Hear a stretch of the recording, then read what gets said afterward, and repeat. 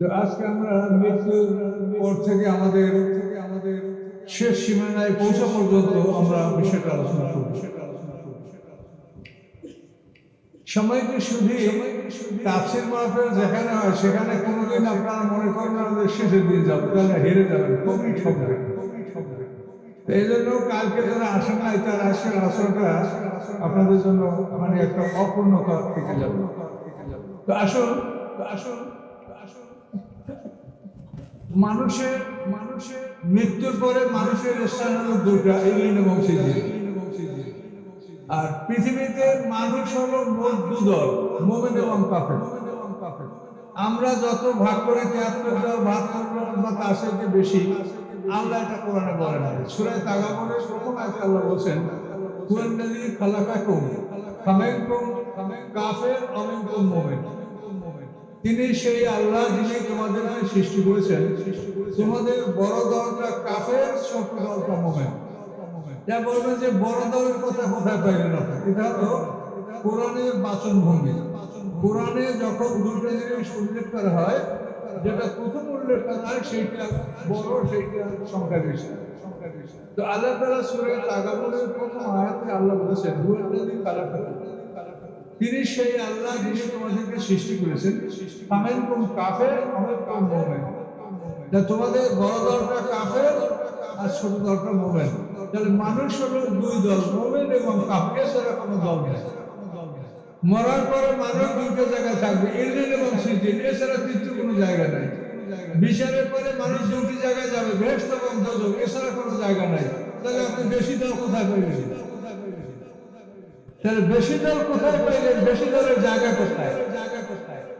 তাহলে এগুলো কোরআন থেকে যদি আসেন তখন সহজেই আপনি কথা বলবেন যে আল্লাহ তাআলা কি বলছেন। তো মানুষ হচ্ছে দুই দল, মুমিন এবং কাফের। তো এখন যে কথাগুলি আমরা এতদিন শুনে আসছি যে আল্লাহ রাসূল বলেছেন আমার উম্মত ৭৩ দলে ভাগ হবে, তার মধ্যে একটা দল জান্নাতি হবে, ৭২ দল জাহান্নামী হবে। কিন্তু এই কথাটা আল্লাহ রাসূলের অন্য হাদিসেরই সাথে সাংঘর্ষিক। আল্লাহ রাসূল অন্য হাদিসে বলেন, মান ক্বালা লা ইলাহা ইল্লাল্লাহ লা তুকাফিরু বিযামবি। আল্লাহ রাসূল বলেন যে লা ইলাহা ইল্লাল্লাহ বলে কোন পাপের কারণে তুমি তাকে কাফের বলিও। এখন সাহাবীরা বলে, ইয়া রাসূলুল্লাহ ওয়াইল জানা ওয়াইল সালাকা, যদি জিনা করে চুরি করে তাহলেও কাফের করব না? রাসূল বলেন না, ওয়াইল জানা ওয়াইল সালাকা। এভাবে তিনবার সাহাবীরা বললেন, তিনবার আল্লাহ রাসূল জবাব দিলেন, ওয়াইল জানা ওয়াইল সালাকা, যদি জিনা করে চুরি করে তবুও তাকে তুমি কাফের বলিও না। লা ইলাহা ইল্লাল্লাহ বলে সে বলে তাকে কাফের বলিও।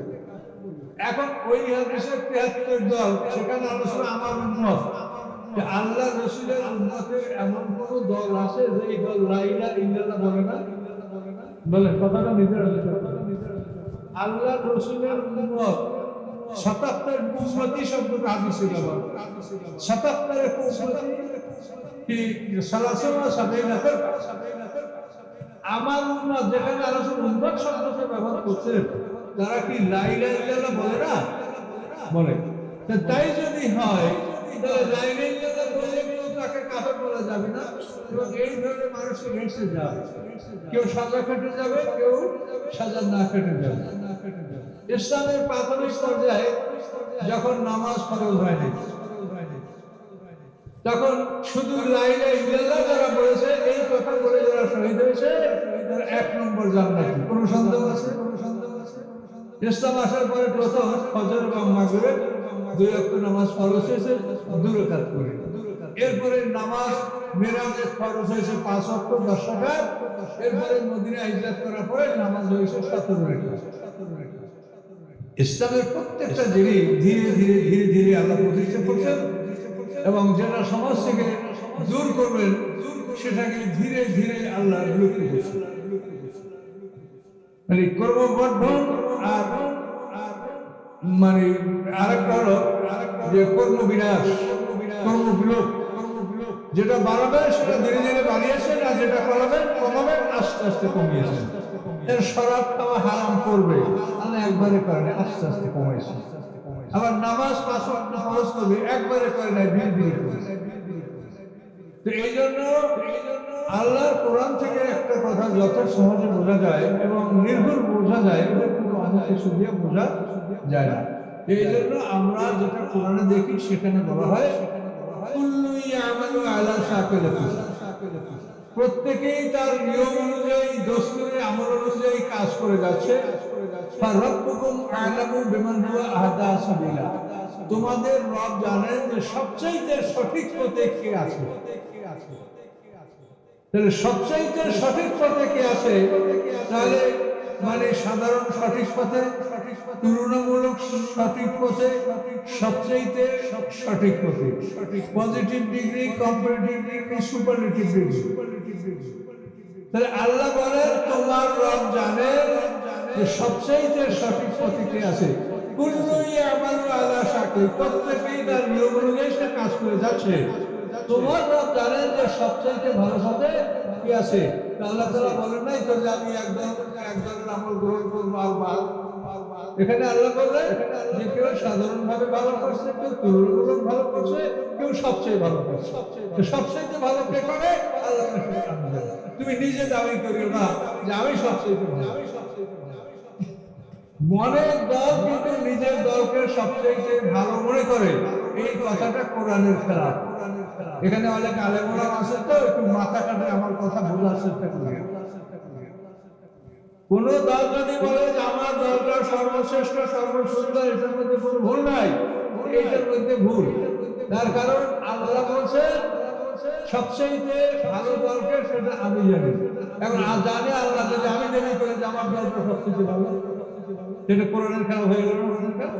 কাজে বলতে হবে যে আমি যতখানি বুঝেছি আমি এটা বুঝেছি, আপনারা চিন্তা করে দেখেন, যদি ভালো মনে হয় গ্রহণ করেন, আর যদি সেই ভালো কিছু পায় এইভাবে কথা আমার স্বপ্ন, আমার দ্বারা সবাই আছে, আমি নিয়ে যাবো, এই ধরনের কথা কিন্তু বলা যাবে। কাজে এই জন্য কোরআন থেকে সব জিনিস বোঝার চেষ্টা করেন। প্রত্যেকটা মানুষের মধ্যে অন্ধকার আছে, জুলুমাত। নবী রাসূলদের মধ্যে জুলুমাত থাকে না, অন্ধকার থাকে না। তাদেরকে আল্লাহ সৃষ্টি করেছেন মুখলাস, ইবাদাকা মিনহুল মুখলাসিন, মুখলাস অর্থাৎ জন্মগতভাবে যাদেরকে পরিশুদ্ধ করে আল্লাহ সৃষ্টি করেছেন তারা হচ্ছে মুখলাস। আর মুখলাস হচ্ছে ওই সমস্ত মানুষ যারা চেষ্টা সাধনা করে ভালো হয়। আপনারা মুখলাস হতে পারবেন কিন্তু মুখলাস হতে পারবেন। মুখলাস হলো আল্লাহ সৃষ্টিগতভাবে যাদেরকে ভালো করে সৃষ্টি করেছেন, নিষ্পাপ হিসাবে তাদেরকে সৃষ্টি করা, তারা হলো মুখলাস। এই জন্য আল্লাহ বলেন আল্লাহ ওয়ালিউল্লাযিনা আমানু, আল্লাহ তাআলা মুমিনদের বন্ধু। তিনি কি করেন?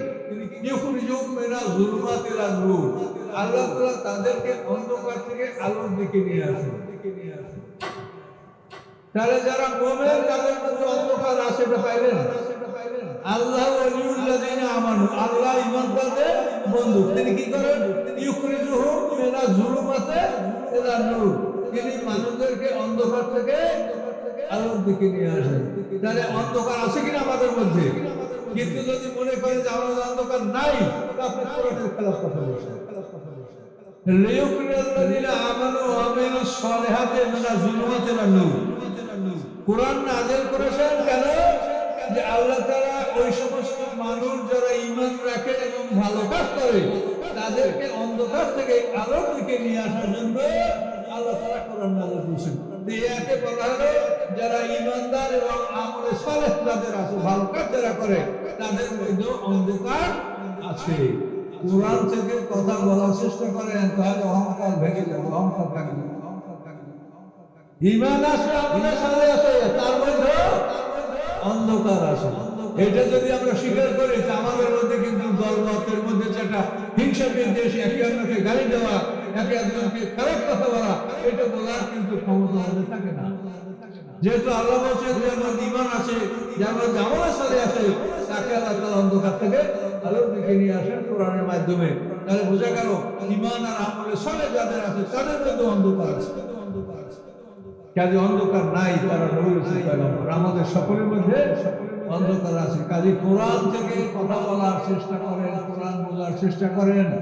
হাসরের ময়দানে আপনাকে কোরআন থেকেই প্রশ্ন করা হবে যে এই কোরআনে যা আছে তোমার আমল নামায় সেগুলো আছে কি।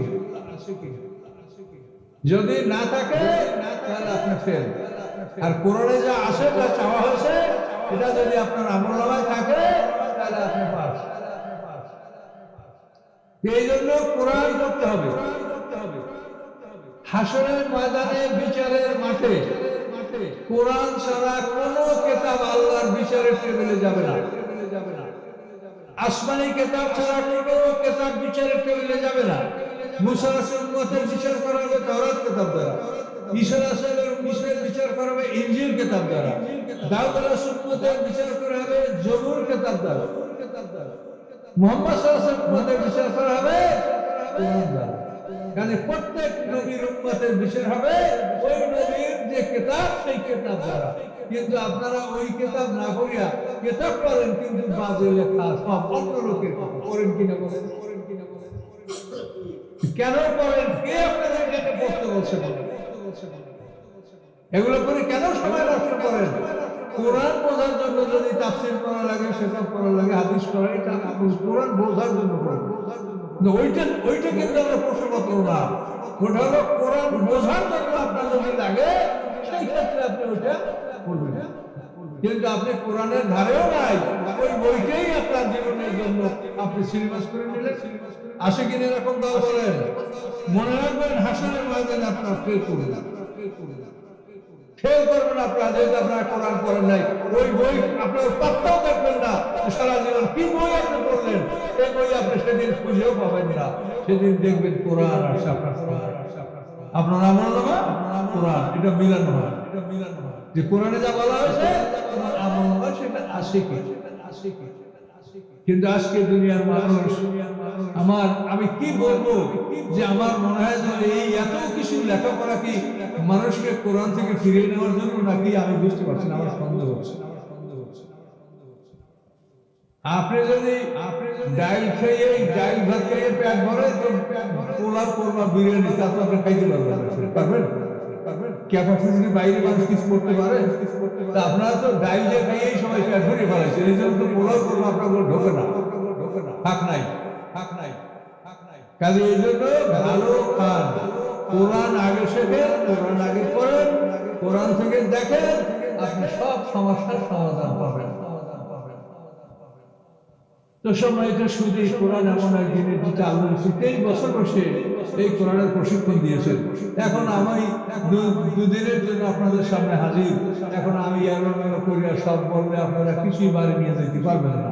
কাজে এই জন্য ওই কায়ল বলছি, একটা মানুষের জীবনের জন্মের পূর্ব থেকে শুরু করে মরণ পর্যন্ত একটা মানুষের জীবন কিভাবে পার হয়, আজকে মরণোত্তর, মরণের পরে আমাদের কি কি অবস্থা হবে। আমরা যারা এখন মারা যাচ্ছি, যদি আমাদের ভাগ্য ভালো হয় তো আমরা ইংল্যান্ডে স্থান পাবো, আর যদি খারাপ হয় সিজিন মানে জেলখানা। পৃথিবীতে শাস্তির জায়গা কোথায় বলেন তো? জেলখানায়। মানুষ সারা জীবন পালাইয়া বেড়ায় কিসের জন্য? জেলে যেন ঢোকা না লাগে। জেলখানা মানে শাস্তি। মরার পরে একদম মানুষ সিজিনে যাবে, তাহলে কবরে যাবে জন্য আর দ্বিতীয় দলিল লাগে? কথা যদি বোঝেন তো এক কথায় বলবেন, না বোঝে সারা জীবন চাচাইলে বলবেন। কাজে মরার পরে মানুষ যাবে ইংল্যান্ডে এবং সিজিন। আমি মরান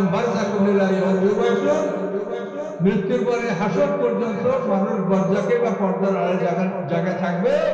সেখানে কোথায় থাকবে? ইন্না কিতাবের আবরার লাফি ইল্লিয়িন, ইন্না কিতাবের ফুজ্জার লাফি সিজিন। এগুলো সব পড়া বলা।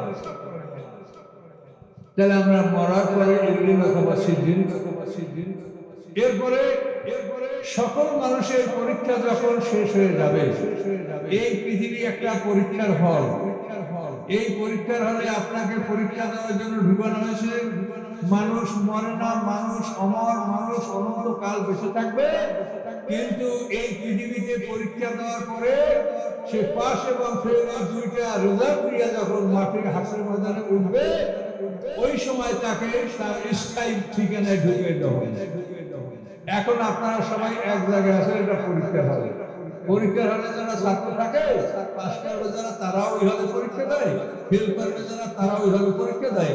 ফার্স্ট হবে যে সে ওই হলে থাকে, ফেল করবে যে সে ওই একই হলে থাকে। কাজে আমরা এখন সবাই পরীক্ষার হলে আছি। এটা পরীক্ষার হল, এটা পরীক্ষার হল। এখন পরীক্ষার হল বলতে গেলে প্রশ্নপত্র, প্রশ্নপত্র হচ্ছে আল কোরআন, উত্তরপত্র আপনার গলায় যে খাতাটা, আমলনামার খাতাটা লটকানো, এগুলি উত্তরপত্র। এই উত্তরপত্র নাবালেগ বাচ্চাদের গলায় থাকে না, বালেগ হওয়ার সাথে সাথে তার গলায় আল্লাহর পক্ষ থেকে কিরামান কাতিবিন ফেরেশতা এই আমলনামা এরা লটকিয়ে দেয় এবং সব কিছু লেখা, সব কিছু লেখা। তার প্রশ্নপত্র হচ্ছে আল কোরআন, উত্তরপত্র হচ্ছে আপনার গলায় লটকানো আমলনামা। এই প্রশ্নপত্র বুঝিয়ে দেওয়ার দায়িত্ব হলো মুহাম্মদ সাল্লাল্লাহু আলাইহি ওয়াসাল্লামের উপরে। তিনি চলে যাওয়ার পরে এই প্রশ্নপত্র বুঝিয়ে দেওয়ার দায়িত্ব আলেমদের উপরে। আল উলামা ওয়ারাসাতুল আমবিয়া, আলেমদের ব্যাপারে একটা কঠিন হাদিস আমি নিজেই খুব ঘাবড়ে গেছি। হাদিসটা আলী রাদিয়াল্লাহু তাআলা হাদিসটা বর্ণনা করেছে। এইসব সাহাবীর একটা হাদিস খুব কম বর্ণনা করে। খোলাফায়ে রাশিদিন আলী, ওমর, আবু বকর খুব রেয়ার হাদিসেরা বলছে। তো আলী রাদিয়াল্লাহু আনহু বলেন, ওই হাদিসে বলেছে যে আল্লাহ তাআলা প্রথমে আলেমদের থেকে ওয়াদা নিয়েছেন যে তোমরা মানুষকে শিখাবে কিনা। আলেমরা বলছে হ্যাঁ আমরা মানুষকে শিখাবো। এই আলেমদের থেকে ওয়াদা নেওয়ার পরে জাহেলদেরকে বলছে তোমাদের জন্য ইলম শিক্ষা করা হবে, তোমরা শিখবা।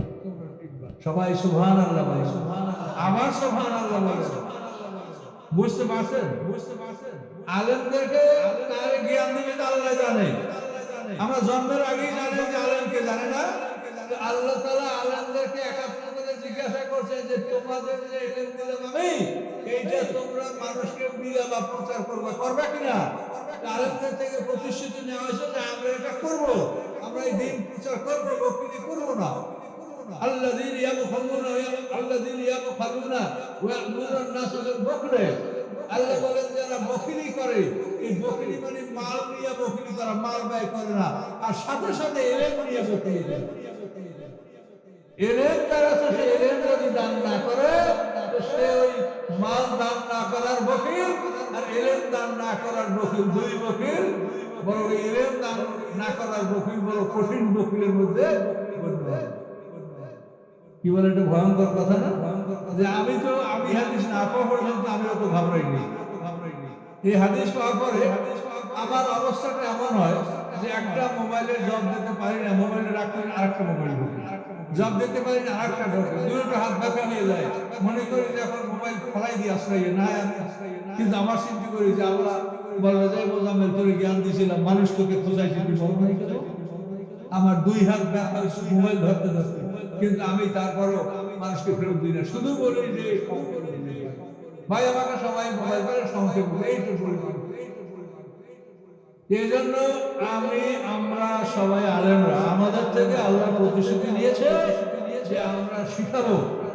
এই ওয়াদা আমাদের থেকে নিয়ে জাহেলদেরকে বলছে তোমাদের উপরে শিক্ষা করা ফরজ, তোমরা এদের থেকে শিখে নাও।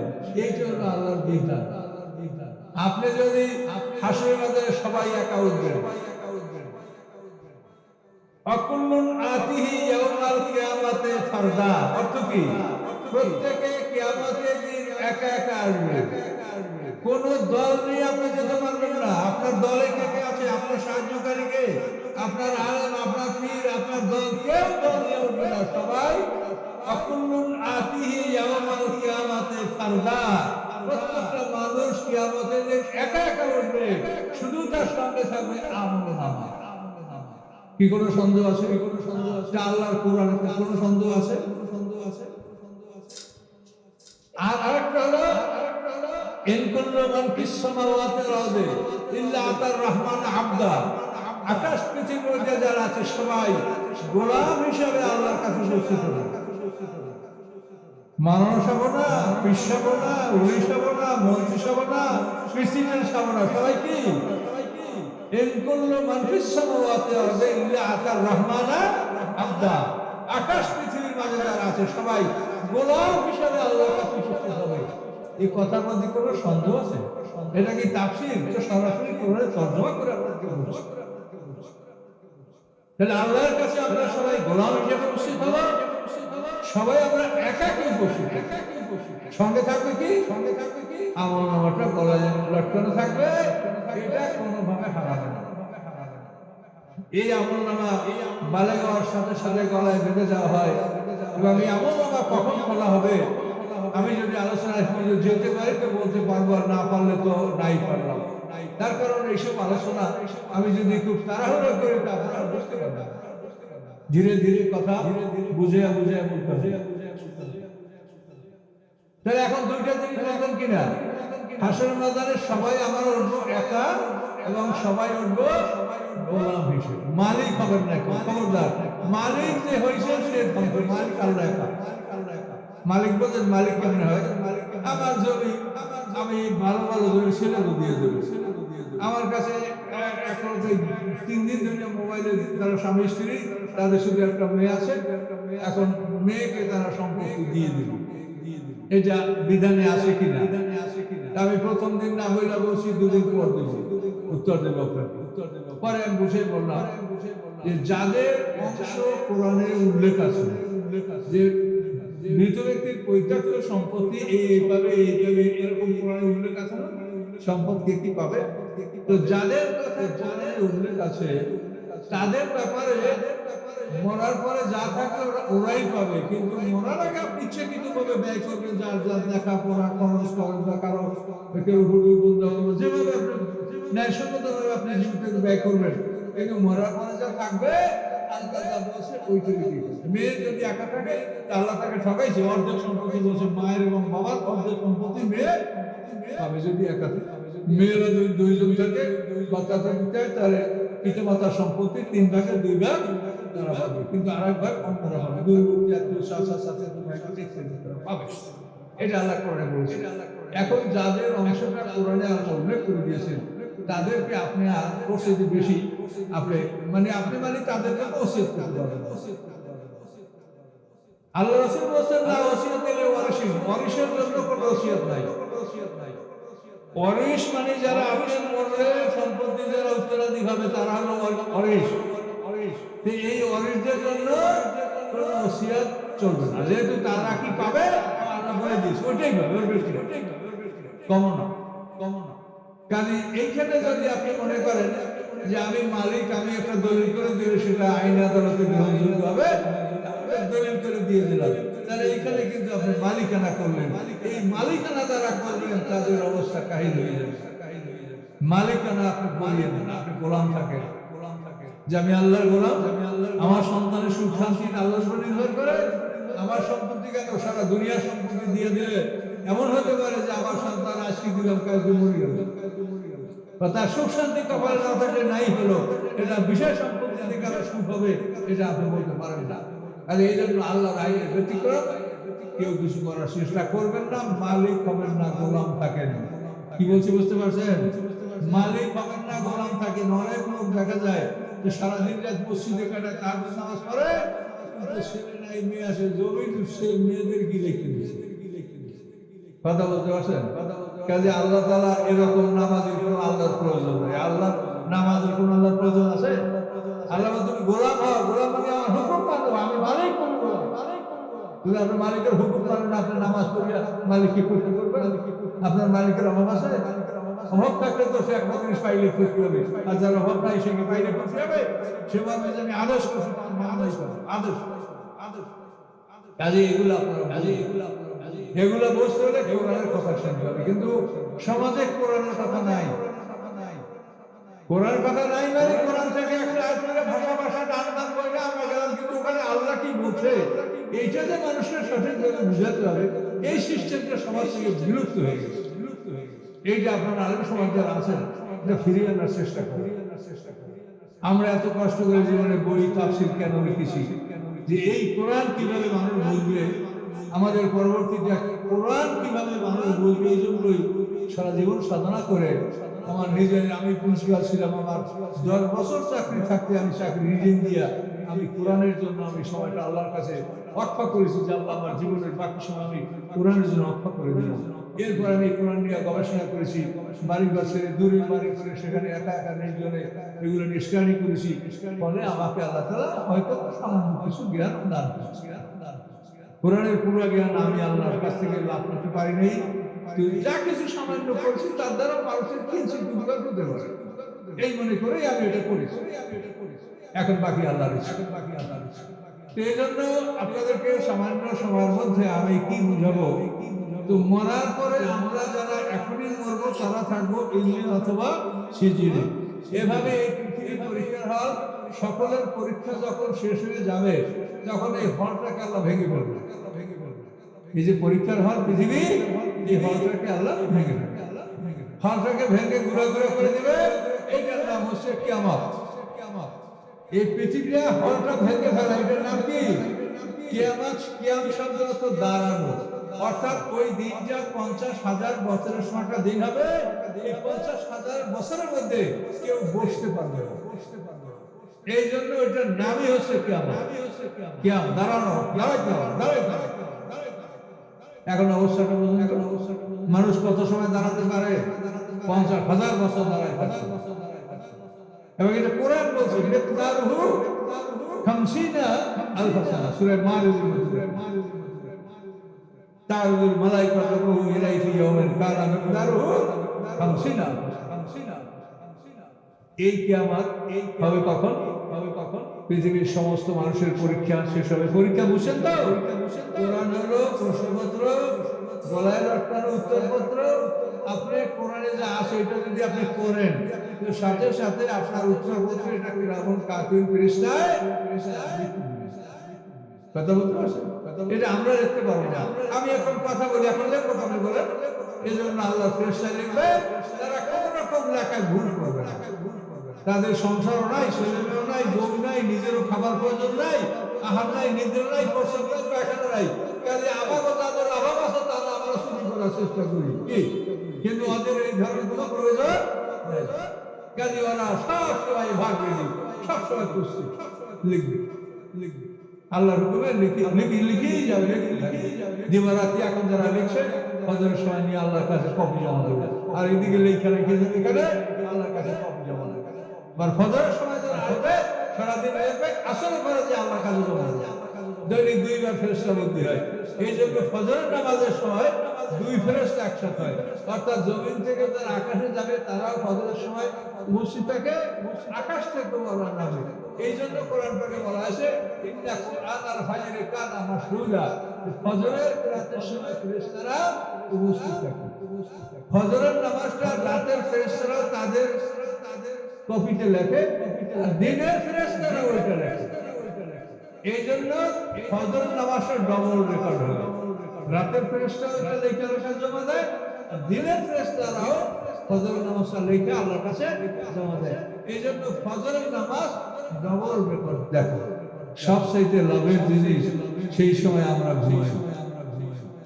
এখন তো খাল নদী শুকনা, আগে যখন এই নদীকালে প্রচুর মাছ ছিল, আজ থেকে 50-60 বছর, তখন আমরা কোন সময় ভাটি লাগবে, ভাটির প্রথমে যে জাল ফেলতে হবে নদীতে, আমরা সবাই বসে থেকে সেই সময় যে জাল ফেলেছি, যে মাছ কি। তো মাছ ধরার জন্য যদি আমরা সারা জায়গা থেকে জাল ফেলার জন্য রেডি থাকি, এটা মানে আমার বয়সী মানুষরা তাদের জন্য এটা বুঝতে পারবে যে আসলে করছেন কিনা। এই নদী খালে যখন মাছ, কে কত মাছ খাবে, তখন মাছ ধরা কোন সময় জাল ফেললে মাছ পাওয়া যাবে। তো মানুষ সব সময় দুনিয়া অর্জন করার জন্য কঠিন পরিশ্রম করে, অথচ আল্লাহ তাআলা আখিরাতের জন্য যে সুযোগ সুবিধাগুলো দিয়ে রেখেছে এগুলি আমরা খেয়াল করছি। ফজর এবং এশার নামাজ যারা জামাতে পড়বে তাদের আমল নামায় তাহাজ্জুদের সওয়াব লিখে দেওয়া হবে, হাদিসে কথা লেখা। আর এই 2 ওয়াক্ত নামাজেই কিন্তু মুসল্লি সবচেয়ে কম হয়।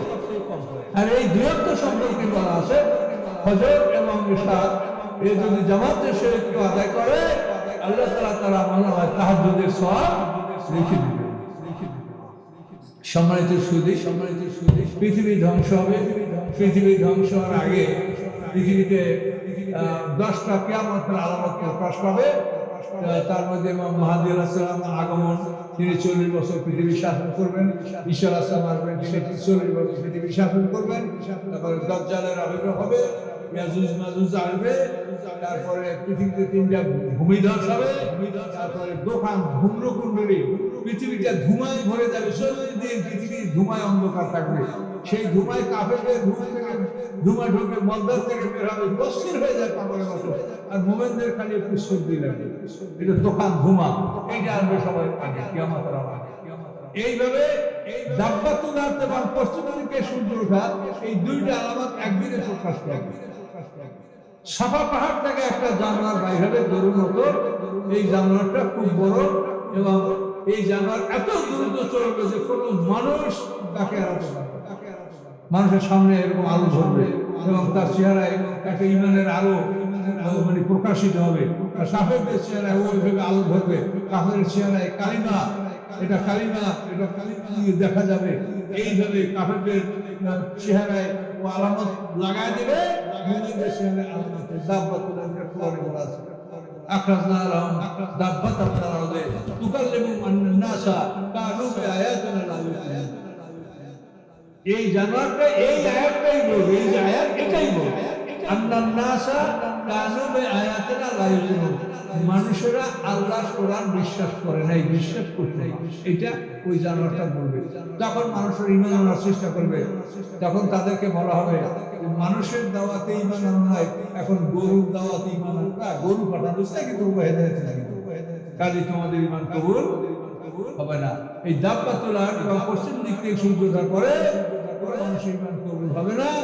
এরপরে অনুমান যেটা বা তাফসীরকাররা বলেছেন, 100 বছর পৃথিবীতে মানুষ থাকবে, যেমন ইচ্ছা তেমন ভাবে জীবনযাপন করবে। এরপরে আল্লাহ তাআলা ইসলামকে বাঁশি বাজাতে বলবেন, সিঙ্গা ফুৎকার শুরু হবে।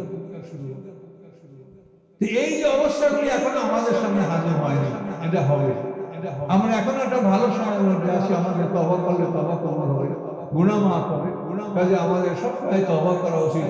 তওবার অর্থ হলো আপনি যে অপরাধটা করতেন আল্লাহর কাছে বলবেন যে এটা আমি আর করব না, এর নাম হচ্ছে তওবা।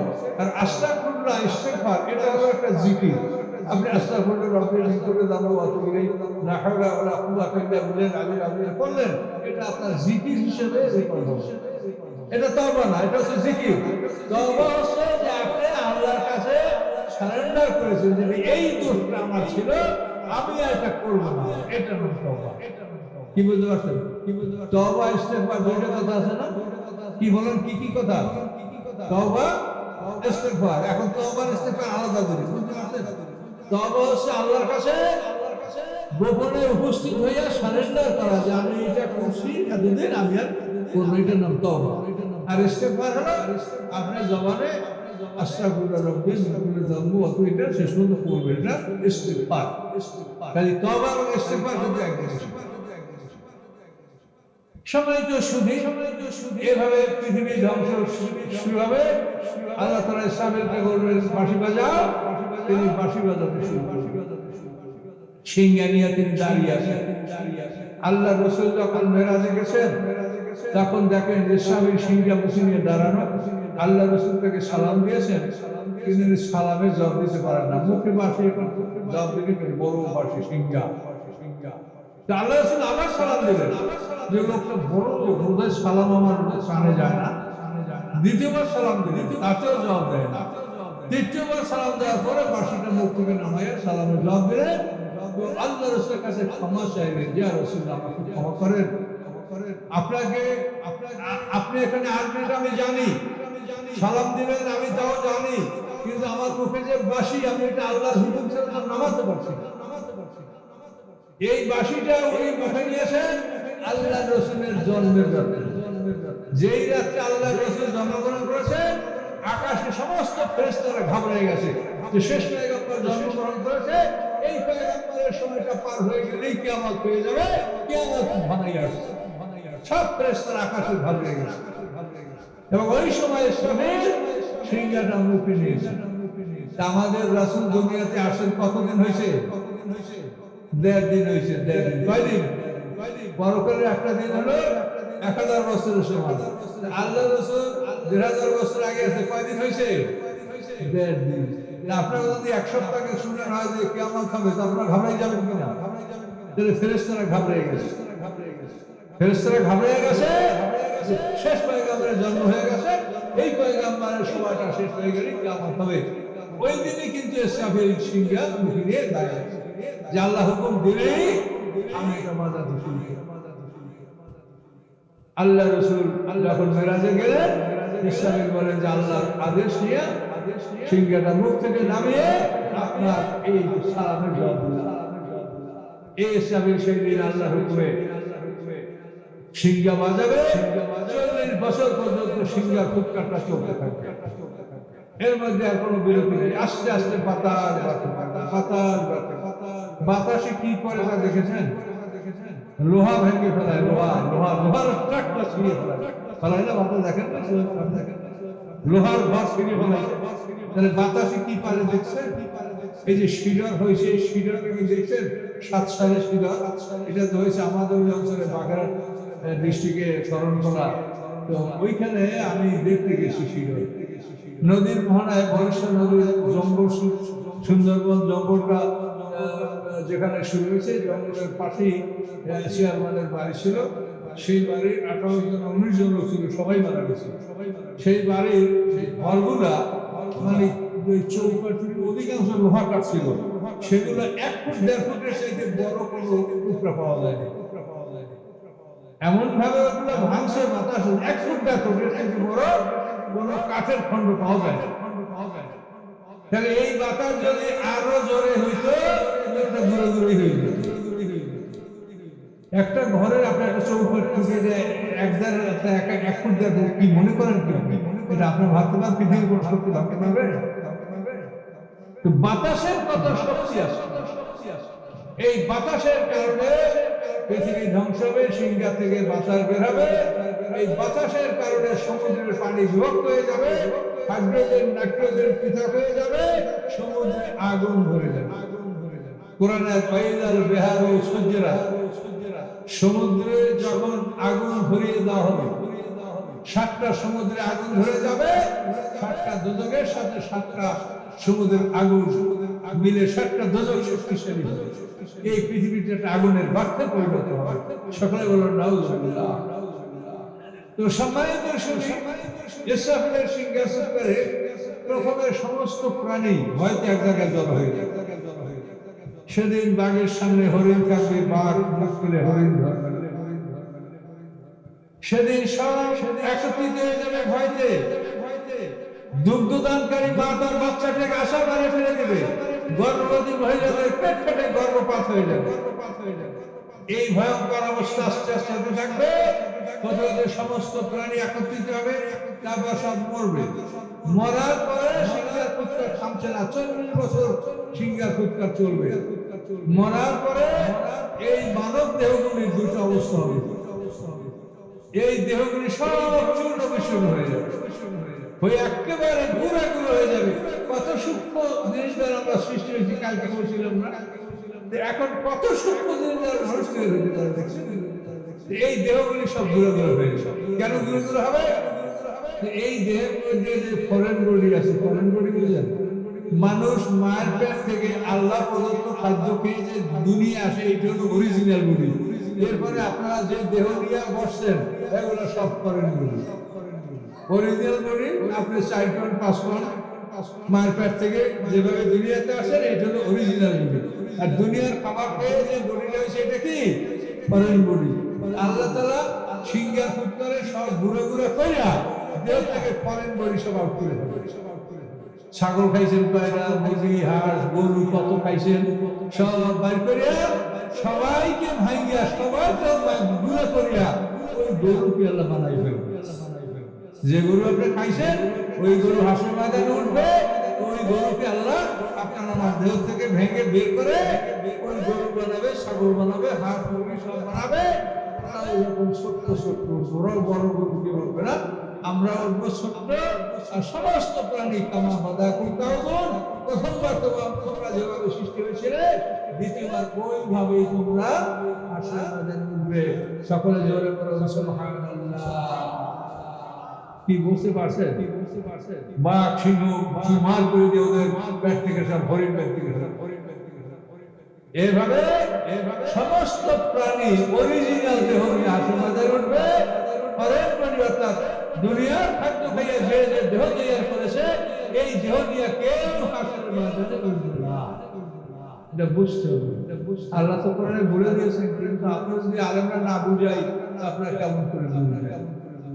কাজে আপনারাও আলেম হন, বোঝার চেষ্টা করেন। যারা বলেন আরবি বুঝি না, আমাদের বাংলা তাফসীর আছে, এগুলো পড়েন। যে খণ্ডে দেবেন সেই খণ্ডে পড়িয়ে মজা করবেন। পড়লেই মনে হবে যে আর না পড়লে ঘুমাবো না ইনশাল্লাহ। আমার বই যারা পড়ছে তাদের খবর নেই, পড়লেই মনে হবে যে পড়ে শেষ করি। সময় শুধু এখন দেখেন যে আপনার এই সিঙ্গাপুরে একটা কাজ হলো যে আমাদের শরীর দেহ অনেক ওলি আল্লাহ পীর মাশায়েখ ভালো মানুষ, তাদের হাফেজ আলেম, এদের দেহ চূর্ণ বিশুদ্ধ হয় না। এটা বহু প্রমাণ আছে। আমরা বহু তাফসীরের ইতিহাসে আমরা বহু ঘটনা দেখছি যে মানুষের শত শত হাজার হাজার বছর আগে লাশ মাটির মধ্যে শরীর আছে। কিন্তু যে লাশগুলি শরীরটাকে সিঙ্গার চুক্তের ওই লাশগুলি তো ঘুরে ঘুরে ফেলা ফেলে ওই লাশ থেকে সকল ফরেন বডি বের করে তারপরে ওই শুধু অরিজিনাল দেহ থাকবে। আর সব ফরেন বডি বের করে কি কি খাইয়া আমাদের দেহছে ওইগুলো আল্লাহ তাদের মধ্যে আল্লাহ বর্ণন করে ওই প্রাণীগুলি আল্লাহ করবে। তো এই জন্য সিঙ্গার চুক্তের একটা কাজ হলো এই। দ্বিতীয় কাজ হলো যাদের দেহ মাটিতে মিশে হাওয়া বাতাস পানি মাটিতে মিশে বিলীন হয়ে গেছে খবর নাই। নদীর পারে কবরস্থান ভেঙে নদীর পানিতে কবরস্থান বিলীন হয়ে গেছে, সেখানে শত শত কবরের এই লাশগুলি পৃথিবীর কোথায় কোথায় চলে গেছে আর কোনো হিসাব কোনোদিনই এমন দিতে পারবে? আল্লাহ পারবে যে তোমার পানির অংশ সমুদ্রের কোন ফোটার মধ্যে আছে, তোমার দেহের অংশ কোন বায়ুর কণার মধ্যে আছে, আল্লাহ জানে। এই দুই নম্বর কাজ হবে যে সমস্ত মানুষের দেহটা বিক্ষিপ্ত হয়ে চূর্ণ বিশীর্ণ হয়ে সারা পৃথিবী পানি মাটি আগুন বাতাসের সাথে মিশে গেছে, ওইগুলা সিঙ্গার ফুটকারে ঘুরবে। পানি মাটি আগুন বাজে ভাবে ঘুরবে। ঘুরতে ঘুরতে যাদের দেহ সারা পৃথিবীতে স্ক্যাটার্ড বা বিক্ষিপ্ত হয়ে আছে তাদের দেহটা একত্রিত হবে। আর যাদের দেহ সদৃশ্য এদের দেহ ভেঙে এদের দেহ থেকে ফলের বড়ি বের করে প্রাণী তৈরি হবে। কি বলতে পারছেন? দুইটা কাজ একই সিঙ্গার ফুটকারে। বিক্ষিপ্ত ফরেন বডি, একটা মানুষের দেহ চূর্ণ মিশ্রণে পানি মাটি আগুন হাওয়ার মধ্যে বিলীন হয়ে গেছে, ওখান থেকে খুঁজে ওই সিঙ্গার ফুটকারে ঘুরবে ঘুরবে ঘুরে ঘুরে আস্তে আস্তে যেটা ইব্রাহিম আসসালামের ওই যে মানে রব্বে আরনি কাইফা মাত্র এই ঘটনা আছে, সেখানে তাফসীরে এই বিষয়টা বুঝতে পারবে আরো ভালো করে। না আমার তো সময় নেই, আমি আরো ব্যাপক করার সময় নেই। আস্তে আস্তে যেটুকু পারি হালকা ভাবে বলার চেষ্টা করছি। সম্মানিত সুধী, এইভাবে 40 বছর সিঙ্গার ফুৎকার চলতে থাকবে। 40 বছরে দুটা কাজ হবে। বুঝতে পারছেন? দুইটা কাজ কি আপনি বুঝতে পারছেন না পারেন নাই? কথা বলেন। যে প্রথম কাজ হলো যে শরীর দেহগুলি ভেঙে গুঁড়ো করে ফরেন বডি বের করে ওই প্রাণীগুলি বানাবে। আর যে দেহগুলি পৃথিবীতে বিক্ষিপ্ত আছে ওগুলোকে জড়ো করে এক জায়গায় করে ওই মানুষের কালা বানাবে। এইভাবে মানুষের পদার্থের দেহটা একত্রিত হয়ে যাবে প্রথম সিঙ্গার ফুৎকারে। পদার্থের দেহ, প্রাণের প্রসঙ্গ নাই, পদার্থের দেহ পানি মাটি আগুন বাতাসের দেহ এইভাবে একত্রিত হয়ে একটা মাটির স্তর সৃষ্টি হয়ে যাবে। ইসরাফিলের সিঙ্গার ফুৎকার বন্ধ হয়ে যাবে। বন্ধ হয়ে যাওয়ার পরে 40 বছর পর্যন্ত সিঙ্গার ফুৎকার মধ্যে বিরতি থাকবে। এই বিরতির পর দ্বিতীয় সিঙ্গার ফুৎকার হবে। তো প্রথম সিঙ্গার ফুৎকারে আমাদের পদার্থের দেহটা একত্রিত হয়ে গেল। আমাদের দেহ থেকে পদার্থের অন্যান্যদের পদার্থের দেহ বের করে নেওয়া হলো, পদার্থের দেহ একত্রিত হলো, একটা মাটির স্তরে আমরা সব পড়ে গেলাম। এখন যে আমরা মাটি সিঙ্গার করে ঘুরে ঘুরে ঘুরে ঘুরে আমরা মাটিতে পতিত হলাম বৃষ্টির মতো না, আমরা এই যে মাটিতে পতিত হলাম, এবারে আমরা প্রত্যেকটা মানুষ ওই জায়গায় পতিত হব যেখানে মাটি হতে আমাকে সৃষ্টি করা হয়েছে। জোরে বলুন সুবহানাল্লাহ। মিনহা খালাকনাকুম ওয়া ফিহা নুঈদুকুম ওয়া মিনহা নুখরিজুকুম তারাতান উখরা। ওই মাটির থেকে তোমাদেরকে সৃষ্টি করেছি, ওই মাটিতে তোমাকে ঢুকাবো, ওই মাটির থেকে তোমাকে বের করবো। কিন্তু পৃথিবীতে যে আমরা কবর দিই, তখন কিন্তু আমরা জানি না যে কোন মাটির থেকে কোন মানুষ সৃষ্টি করছে। আমরা জানি সেখানে আমরা কবর দিতে পারি। আমরা এক কবর মানে 100 কবর দিয়ে রাখি কি? তাহলে যেখানে মাটির থেকে আমাকে সৃষ্টি করা হয়েছে, যেখানে মাটির থেকে আমার অন্যকে সৃষ্টি করে, আমরা তো শত শত মানুষকে এক কবরে মাটি দিয়ে রাখি। তাহলে আল্লাহ যে কথাটা বলে ওখানে হচ্ছে না।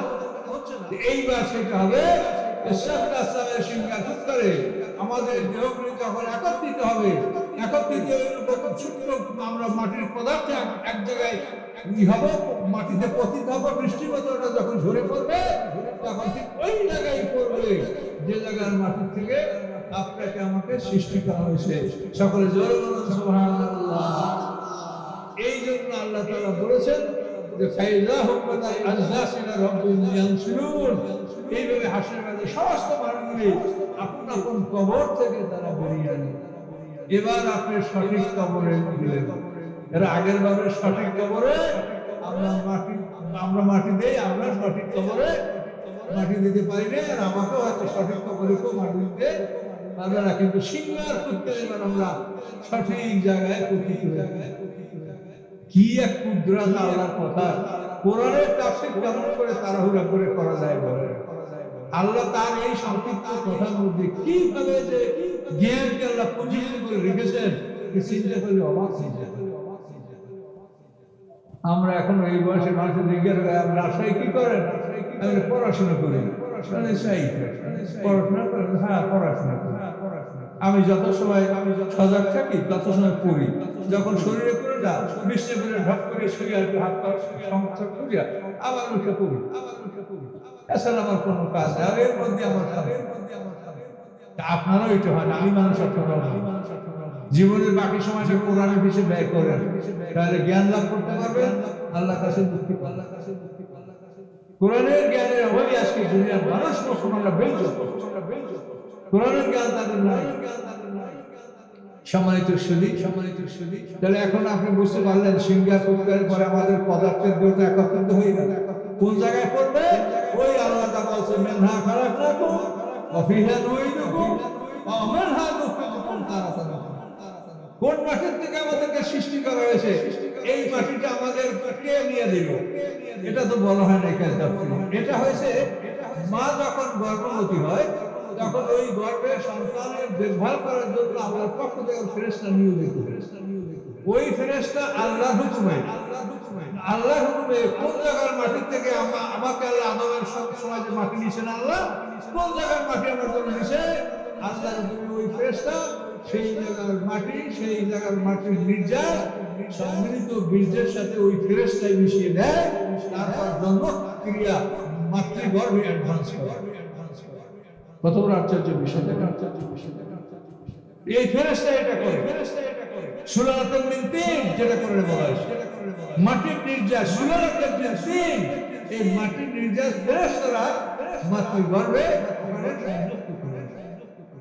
সম্মিলিত বীর্য নুতফাতুন আমশাজ আর সুলালাতুন মিন তিন এটা একত্রিত করে দেওয়ার পরেই জন্ম প্রক্রিয়াটা অ্যাডভান্স করে। মাতৃগর্ভে সন্তানরা কিভাবে অ্যাডভান্স করতে কালটিভাস বলেছে। এখন হাসরের মাঝে আমরা প্রথম সিংহার ফুৎকারে এতটুকু আমরা বুঝে নিয়েছি যে এইভাবে হাসরের ময়দানে আমরা প্রথম সিংহার ফুৎকারে আমাদের পদার্থের জন্য একত্রিত হয়ে আমরা এবার আসল কবরে, অর্থাৎ যেখানের মাটি থেকে সৃষ্টি হয়েছি ওইখানে আমরা এবার পতিত হলাম। এবার সিংহার ফুৎকার বন্ধ হয়ে গেল। বন্ধ হয়ে যাওয়ার পরে আল্লাহ তাআলা এই মাটির উপরে এক পশলা বৃষ্টি বসাবেন। এই বৃষ্টির মাধ্যমে মানুষের চারটা জিনিস, তিনটা নফস, একটা রুহু, শুধু রুহুটা মানুষের ওই যে পদার্থের জন্য একত্রিত হয়েছে ওইখানে আল্লাহ তাআলা তার হুকুমে রুহটা ঢুকাই দিল, শুধু রুহ। এই রুহটা ঢুকাই দেওয়ার পরে মানুষ ঘুমাতে পারবে। মানুষ ঘুমাইতে কি লাগে? শুধু রুহটা ভিতরে থাকা লাগে, নখ বের হয়ে যায়, কিনে কিনা। তো দুনিয়াতে ঘুমাইতে যে লাগে, যা লাগে সিঙ্গার ফুৎকারে পরে ঘুমাবার জন্য আল্লাহ তাআলা সেই ব্যবস্থা করে দিবেন। এক পশলা বৃষ্টি বর্ষাবেন, সেই বৃষ্টির মধ্যে এলিজার অ্যাপ্লাই করলে জীবন সঞ্চয় হতে পারে এমন একটা শক্তি, যে বৃষ্টির পানির সাহায্যে ওই মানুষের আমাদের দেহের মধ্যে ঢুকবে, ঢোকার পরে আমরা ঘুমাতে পারবো। নড়াচড়াও করতে পারবো না, শুধু বলাচড়াও করতে পারবো, ঘুমাতে পারবো, ঘুম পড়ে যাবো। এই জন্য হাসরের ময়দানে যখন আমরা উঠবো, তখন আমরা কি বলবো? ইয়া ওয়াইলানা মান বাসানা মিন মারকাদিনা, আফসোস আমাদের ঘুম থেকে আমাদেরকে কে জাগালো। এবার ঘুমের ব্যাখ্যা পাইলেন? এই কথা কোরআন আল্লাহ বলছে, ইয়া ওয়াইলানা মান বাসানা মিন মারকাদিনা, আফসোস আমাদেরকে আমাদের ঘুম থেকে কে জাগালো। এই যে আপনি আমি ঘুমিয়েছিলাম, এই ঘুমটা হলো কখন? যখন আমাদের এক পশলা বৃষ্টির মাধ্যমে আমাদের এলিকশন অফ লাইফ, বা যেটাকে রূহ বলা যায়, ব্যাখ্যা নাই, এটা আল্লাহ ঢুকিয়ে দিয়েছে, নফ ঢোকে নাই। তো আমরা এবার ঘুমিয়ে পড়লাম, 40 বছর মতো বিরতি। এই বিরতির পরে দ্বিতীয় সিঙ্গার ফুৎকার হবে। সেই সিঙ্গার ফুৎকারে আমাদের মধ্যে নফগুলি ঢুকবে। যখন নফ ঢুকে গেল, রুহ তো আগে প্রথম সিঙ্গার পরে ঢুকেছে, এবার নফ যখন ঢুকে গেল, তখন আমরা এখনো মাটির মধ্যে, এই অবস্থায় নফ ঢুকে গেল, তখন এই মাটির মধ্যে থাকা অবস্থায় আমরা জীবিত হলাম, অর্থাৎ নফ ঢুকলো আর রুহ ঢুকলো। মায়ের পেটে যেরকম আমরা জীবিত হই, একটা জীবন ধারণ করি, এবার মাটি আমাদের মা হলো, এই মাটির মধ্যে আমরা এবার প্রাণ লাভ করলাম। এই মাটির থেকেই আমরা দ্বিতীয় সিঙ্গার ফুৎকার করে আল্লাহ বৃষ্টি বর্ষাবেন, তোমরা মাটির থেকে আমরা সব থেকে বের হব। সকলে বলেন সুবহানাল্লাহ। এই কথাগুলো আল্লাহ তাআলা কোরআন থেকে এমন ভাবে বলেছেন, যেগুলি খুঁজে চেষ্টা করে করে মানে অসম্ভব পরিশ্রমের মধ্যে এগুলো আমরা যতখানি সম্ভব বের করেছি। তারপর অনেক অসত্য, যেটা আসলে আমরা শেষ পর্যন্ত একটা বুঝতে পারি। আল্লাহর জ্ঞান এখানে আমরা শেষ হওয়া পর্যন্ত আমরা বুঝতে পারি না। তবে এতটুকু বুঝছি যাতে আপনাদেরকে একটা বুঝ দিতে পারি। সম্মানিত সুধী, এখন আছে প্রথম সিঙ্গার ফুৎকারে মরবে কারা, মরবে না কারা? প্রথম সিঙ্গার ফুৎকারে মানুষ সব মরবে, জিন জাতি মরবে। জিন জাতির মধ্যে যারা শয়তান গ্রুপ, শয়তান এবং তার সঙ্গীরা, এরাও প্রথম সিঙ্গার ফুৎকারে মরবে। তাফসীরে বলা আছে, প্রথম সিঙ্গার ফুৎকার যখন শুরু হবে, তখন শয়তানের মৃত্যু শুরু হবে এবং 40 বছর সিঙ্গার ফুৎকার চলবে। 40 বছর পর্যন্ত শয়তান মৃত্যুর যন্ত্রণা ভোগ করবে। 40 বছর বসে তার দাস একেবারে পৃথিবীর সীমানা পার হয়ে পালাবার চেষ্টা করবে। ফেরেশতারা পিটাইয়া পিটাইয়া পিঠের মাটি নিয়ে আসবে, আবার দৌড় দেবে, আবার পালাবে। ফেরেশতারা পিটাইয়া পিটাইয়া মাটির মাঝে নিয়ে আসবে। এইভাবে 40 বছর পিটাইয়া ভাইরা পিটাইয়া শয়তানের জান কবজ করা হবে। এই প্রথম সিঙ্গার ফুৎকারের মধ্যে, এই সময়ের মধ্যে ফেরেশতারা শয়তানের জান কবজ করবে। সাধারণ জিন মারা যাবে, শয়তান মারা যাবে, ফেরেশতারা, সাধারণ ফেরেশতারা এই সিঙ্গার ফুৎকারে মরবে। প্রধান 4 ফেরেশতা থাকবে, আর আল্লাহর আরো গ্রহণকারী ফেরেশতারা থাকবে। এই 8 জন থাকবে, আর সব ফেরেশতারা সিঙ্গার ফুৎকারে সিঙ্গার ফুৎকার শেষ হয়ে গেল। আল্লাহ তাআলা আজরাইলকে জিজ্ঞাসা করে, আজরাইল কে কে আছে বলো। আজরাইল বলে যে, আল্লাহ আপনি তো ভালো জানেন, এই আপনার আরোহণকারী 4 জন ফেরেশতা আছে, আমরা আছি। তো আল্লাহ বলেন, আমার আরোহণকারী ফেরেশতাদের প্রয়োজন নাই, এই ফেরেশতারা তোমরা মরো। আল্লাহর আদেশে আরোহণকারী ফেরেশতারা মরে যাবে, আল্লাহর হুকুমে আল্লাহর আরশ কায়েম থাকবে। বলেন সুবহানাল্লাহ। আরোহণকারী ফেরেশতারা যে কত বড়, এটা আমরা আমাদের ভাষা বুঝতে পারি। তাফসীরে এতটুকু পাই যে মেরাজ রাতে আল্লাহ রাসূল বলেছেন যে, আল্লাহ এই আপনার আরোহণকারী ফেরেশতাদের একজনের সাথে আমি একটু কথা বলতে চাই। তো আল্লাহ বলেন যে, বলেন, কথা বলুন। যখন আল্লাহ রাসূল আরোহণ গ্রহণ করে একজন ফেরেশতার কাছে গেলেন আল্লাহর হুকুমে, যে দেখেন যে তার এই কানের লতির কাপ এর মধ্যে 700 বছরের বাচ্চা। এই ভয়ঙ্কর ফেরেশতারা আল্লাহ এগুলি তাফসীরে কেন আসছে? কারণ তাফসীরে আসার কারণ হলো আল্লাহ যখন কোরআন থেকে আয়াত নাযিল করলেন আলাইহা তিসআতা আশার জাহান্নামের ফেরেশতা 19 জন, তখন আবু জাহেল তার লোকজনকে ডাকে, এই তোরা মর, তোরা ধ্বংস হ, কেন দেখো না মুহাম্মদ সাল্লাল্লাহু আলাইহি ওয়াসাল্লাম কি বলছেন যে দোজখের ফেরেশতা 19 জন, তোরা এত মানুষ 19 জন ফেরেশতা ধরে তোরা বাইরে ফেলে দিবা, সবাই মিলে 19 জন ফেরেশতা বাইরে ফেলাবো, আমরা বাইরে ফেলে আমরা পরকালে সবকিছুর মালিক আমরা হব, আমরা ভেস্তে নিজেরা ঢুকবো আর মুহাম্মদ সাল্লাল্লাহু আলাইহি ওয়াসাল্লাম সব দোজখে ঢুকাই দেব, এইভাবে আমরা করব। কি পারবি না তোরা ওই ফেরেশতা মানতে? হ্যাঁ পারবো না, কয় ভুলের জন্য কি করতে হবে? কারণ আবু লাহাব আল্লাহ বলে যে আমি একাই দরজা আটকে করবো, লাফ মারে মাটিতে লাথি মারে, ফেরেশতা অনেক ফেরেশতা কেমন মারবে, কথা বলতে পারছেন? সেই জন্য আল্লাহ তাআলা ফেরেশতার জুলুম দিলেন।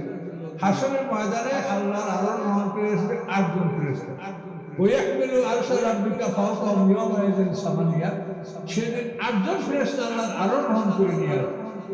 তাফসীরে বলা আছে তার এক একজন ফেরেশতা বর্তমান পৃথিবীর 2টা পৃথিবীর সমান, সে একজন ফেরেশতার জন্য এই পৃথিবীর মধ্যে 2টা পৃথিবীর জায়গা লাগে।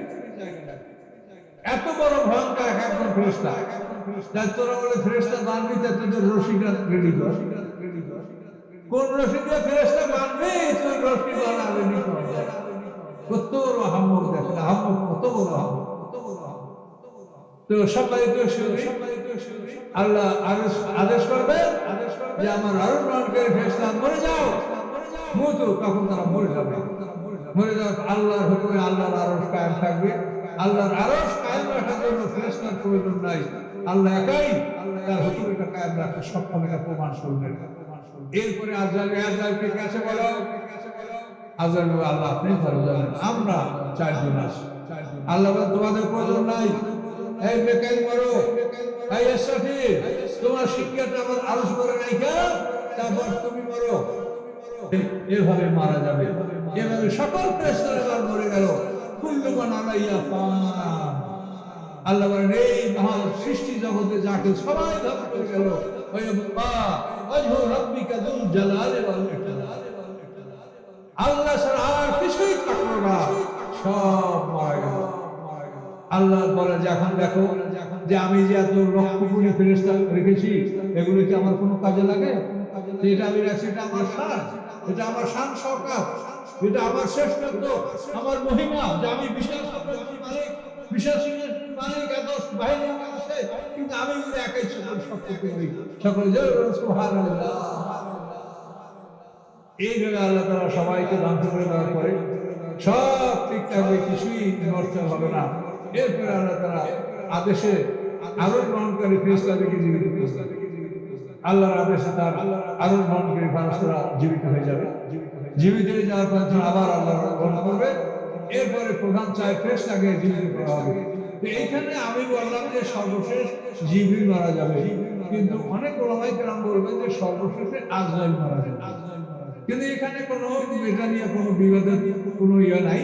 ফেরেশতাদের মধ্যে সর্বশ্রেষ্ঠ ফেরেশতা জিবরিল, এই জন্য যে সর্বশ্রেষ্ঠ তার মৃত্যুটাই সবার শেষে হবে, সেই যে আমি যে তাফসীর ফলো করি সে তাফসীরে জিবরিলের কথাই বলা আছে যে জিবরিল শেষ, আর অন্যান্য আলেমরা হয়তো দেখবেন বলবেন যে সবাই শেষে বলবে আজরাইল। যাই হোক, আগে বলে করলেও মরবে, কোনো সমস্যা না। তো এভাবেই আল্লাহ তাআলা তার হুকুমে আরোহণ গ্রহণকারী ফেরেশতারা জীবিত হবে, তারপরে প্রধান 4 ফেরেশতা জীবিত হবে। কিন্তু ওই যে ইসরাফিলকে আল্লাহ বলছে যে তোমার সিংহাটা আমার আরশে রাখো, এই সিংহার মধ্যে আল্লাহ তাআলা तमाम পৃথিবীর যে মানুষের নফসগুলি, যে আমাদের মধ্যে 3টা নফস আছে, এই নফসগুলি সব আল্লাহ সিংহার মধ্যে ঢুকিয়ে রাখবে। সিংহাটার মধ্যে সব এই নফসগুলি ঢুকিয়ে রাখা হবে। আর রূহ তো আগেই ঢুকাই দিয়েছে, রূহ জগৎ কোথায় তার ব্যাখ্যাও জানি না, জায়গা এবারে নফসগুলি সব সিংহার মধ্যে ঢুকে যাবে। ইসরাফিলকে জীবিত করা হলো, এদিকে 40 বছর বিরতি সময় পার হয়ে গেল।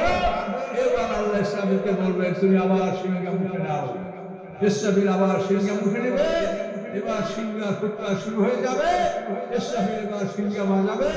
এইবার বাতাসের মধ্যে বাতাসের চাপে তার সিংহের মধ্যে থেকে ওই যে নফসগুলি বের হইবে, আপন আপন ঘরের মধ্যে ঢুকবে।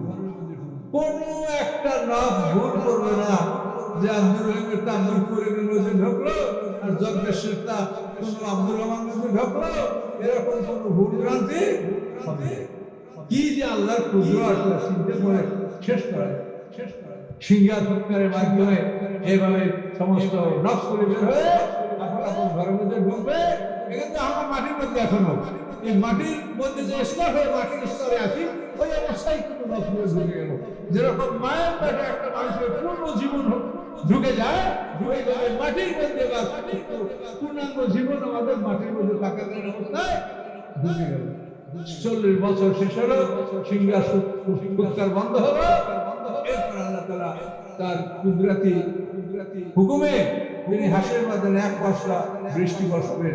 এই বৃষ্টির ফলে হাসরের ময়দানের মাটিটা নরম হয়ে আস্তে আস্তে ফাটল মারে। যেমন বৃষ্টি মনে ভরে দেখেন না, ইউক্রেনের সব গাছপালা এরকম মাথা চালে ফেটে ফেটে সব ধরনের গাছপালা উৎপন্ন হতে শুরু করছে, দেখা যায় না?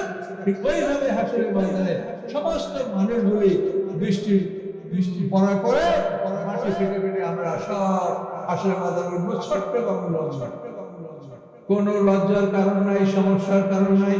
সমস্যায় কখন একজন যদি থাকে বড় আর একজন যদি থাকে ছোট, তার বড় জনে যদি দেখে যে কেউ উল্লঙ্গ, তখন সেটা একটা লজ্জার কারণ হতে পারে। কিন্তু ওখানে সবাই আপন। মা আয়েশা, বিবি খাদিজা তারা কি কাপড় পরিয়ে পৃথিবীতে আসে কেউ? তারা যখন পৃথিবীতে কাপড় পরিয়ে আসে নাই, আসল ময়দানে তারা কেউ কাপড় পরিয়ে উঠবে না, সবাই সত্যভাবে উঠবে।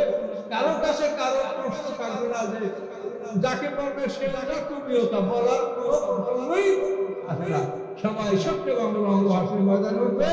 ওঠার পরে ধীরে ধীরে এই ময়দানে আমরা বড় হব। বড় হওয়ার পরে এই ময়দানে আমাদেরকে কাপড় দান করা হবে। সবাই আগে জাতির পিতা ইব্রাহিম আলাইহিস সালাম হাসির ময়দানে সবাই আগে তিনি কাপড় পাবেন। ইব্রাহিম আলাইহিস সালামকে আগুনে ফেলার সময় তাকে উলঙ্গ করে আগুনে ফেলার তখন ইব্রাহিম কেঁদেছিলেন। যখন আল্লাহ বলেছেন ইব্রাহিম হাসির ময়দানে সবাই আগে তোমাকে কেঁদো। তো এইভাবে হাসির ময়দানে আমরা উঠবো। ওঠার পরে কাপড় পোশাক দেওয়া হবে কাকে? সারাবিন কাতেরান, যারা পাপী অপরাধী তাদেরকে আলকাতরার জামা পরানো হবে। হাল্লাযিনা কাফারু কুত্তাতাম সিয়াবুন নার, যারা কাফের তাদের জন্য আগুনের কাপড় কেটে তাদের জন্য পোশাক তৈরি করা হবে। কোরআনের আয়াত। এই অবস্থাগুলি সব আল্লাহ কোরআনে বর্ণনা করেছেন। এইরকম একটা দিন আমাদের সামনে আছে। এইভাবে আমাদেরকে 70 বছরের মধ্যে আমাদেরকে সাজানো হবে, পোশাক দেওয়া হবে। এই 70 বছর হাসির ময়দানে সূর্যের আলো থাকবে। 70 বছর পরে আল্লাহ তাআলা হাসির ময়দানে বিচারের সিংহাসন নিয়ে অবতরণ করবে। তখন সূর্যের আলো থাকবে না, আল্লাহর নূরের আলোতে হাসির ময়দানটা আলোকিত হবে। আশরাকাতিল আরদু বিনূরি রাব্বিহা, আল্লাহর নূরের আলোকে হাসির ময়দান আলোকিত হবে। সকলে বলুন সুবহানাল্লাহ। এই ভয়ঙ্কর দৃশ্যের কথা আল্লাহ বলছেন। কাজে এই পরকাল বিশ্বাস যদি মানুষ করে, সেই মানুষ কোনদিন অন্যায় করতে পারে না। পৃথিবীতে যত অন্যায় দেখে যায় একমাত্র কারণ এই মানুষ পরকাল বিশ্বাস করে না। সে মনে করে যে আমি লুটতরাজ করে যা পারি জোগাড় করবো, বাংলাদেশ টাকা রাখবো, বাইরে রাখবো, বাড়ি করবো, ইংল্যান্ডে নারী করবো, হংকংয়ে নারী করবো, মালয়েশিয়ায় কি মানে মরার চিন্তা তার নাই। মালয়েশিয়া বাড়ি করবা, ঢোকার আগে দৌড়াতে যেতে পারে। হ্যাঁ, সাদ্দাত বাড়ি করছিল না, সোনার বাড়ি 300 বছর বয়সে ঢুকতে পারছিল। ঢোকার আগে আজহার এসে দাঁড়ায়, ঘোড়া সাদ্দাতের ঘোড়া আজহার দাঁড়ায় ভাই কি বলেন, আমি 300 বছর বয়সে বসে থাম করে এক মুহূর্ত সামনে আমার ক্ষমতার অর্ডনে থামতে পারি। ওখানেই সাদ্দাতের যান পুরস্কার হয়েছে। কাজে এই কথা কোরআনে তো নাও থাকতে পারে, কিন্তু থাকলো কেন? মানুষের সাদ্দাত সে দুনিয়াতে 300 বছর ধরে সোনার উপর দিয়া বাড়িঘর করছিল। এটা আদ জাতির ইতিহাস। আদ জাতি হলো সামনে নূহ আলাইহিস সালামের পঞ্চম পুরুষের পয়গম্বর হলো হুদ আলাইহিস সালাম। এর জাতির নাম হলো আদ জাতি। এই আদ জাতির বংশধর হলো সাদ্দাত, যে দুনিয়াতে সোনার বাদিয়া বাড়ি তৈরি করছিলেন। পয়গম্বরকে বলছিলেন যে আপনার ভেস্ট আমার লাগবে না, ভেস্ট আমি বানাই নেব। পয়গম্বর হুদকে সাদ্দাত এই কথা বলছে। এবং এই অঞ্চলের লোকগুলো ছিল আদম আলাইহিস সালামের ছেলে কাবিলের বংশধর। কাবিল যে হাবিলকে হত্যা করে তার অবৈধ বোনকে নিয়ে পালিয়ে আসছিল, এই এলাকায় সে কাবিলের বংশধর বলেছিল এবং ওখানেই তারা সব ধ্বংস করেছে। আদ জাতি আল্লাহ তাআলা তাদেরকে সমূলে ধ্বংস করেছে। কোরআনের ইতিহাস কি পড়তে হতো? কত বড় কোরআন, কত ইতিহাস, তবে এই কথাগুলো শুনেন আর মনে মনে ভাবেন যে এই পরকাল আছে। এই মাহফিল থেকে আপনি বাড়ি যেতে পারবেন কিনা তার কোনো খবর আছে? আমি এখান থেকে নিয়াত করছি যাবো, আমার কি খবর আমি কি জানি? কাজে কখন যে অর্ডার হবে, অর্ডার হলে আর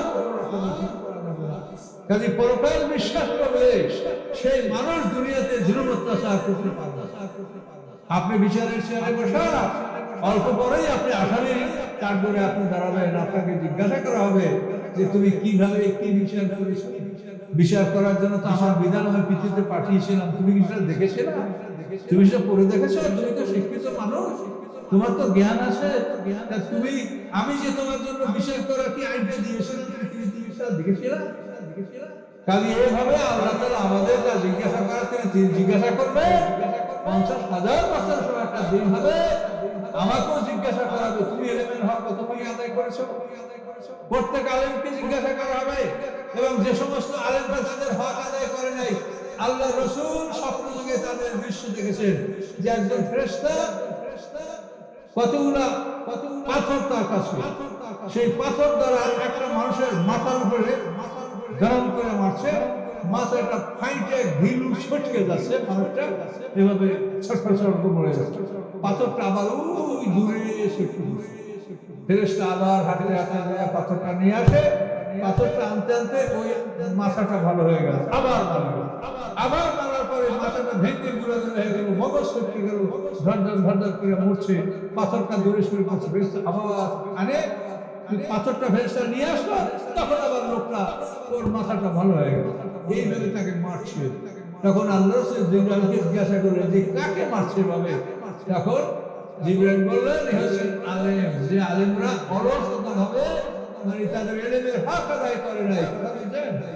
আমিও 25 বছর পর্যন্ত ফজলুল্লাহ প্রিন্সিপাল ছিলাম, আলেমদের খবর আমিও জানি, আপনারাও জানেন। তো আমি এটা বলতে চাচ্ছি না, আপনারা শুধু এতটুকু বোঝেন যে ইলমের হক কিন্তু আপনার কাছে আছে, এটা জিজ্ঞাসা করা হবে যে আপনি কতখানি হক আদায় করেছেন। এই জন্য সাতজনকে সবাই চেষ্টা করেন। হেদায়েতের মালিক আল্লাহ, কোনো আলেম কাউকে হেদায়েত করতে পারবে না, কিন্তু সঠিকভাবে মানুষকে দাওয়াত দেওয়া বা দিনের সঠিক কথা বুঝিয়ে বলা। তো সম্মানিত সুধী, এভাবে আমরা আবার ফিরে আসি যে আমরা পৃথিবীতে যত জুলুম অত্যাচার অনাচার আমরা যাই কিছু করছি, এই যে খলিফা মনসুর কত জুলুম অত্যাচার করেছে এবং আমনিবাকে জেলখানায় 20 দিয়ে হত্যা করেছে। এইভাবে সে মানে কত ভালো ভালো হযরত এবং হোসেন রাদিয়ার বংশধর, আলীর বংশধর যত ভালো মানুষ ছিল সবাইকে তারা হত্যা করেছে। মনসুর হজে গেছে, সেইখানে রয়েছে তার মওত হয়ে গেছে।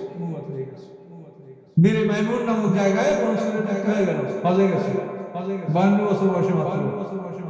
সঙ্গীরা তাকে হজ করে কমে গেছে। কাজে এই জন্য একটা বোঝা উচিত যে আমি যদি জুলুম করি আমি আল্লাহর সামনে হুঁশিয়ার হব। কাজে আল্লাহ তাআলা এগুলি বোঝার জন্য, চিন্তা ভাবনা করার জন্য আল্লাহ তাআলা আমাদেরকে কোরআন দিয়েছেন, কোরআনে এইসব কথা দিয়েছেন।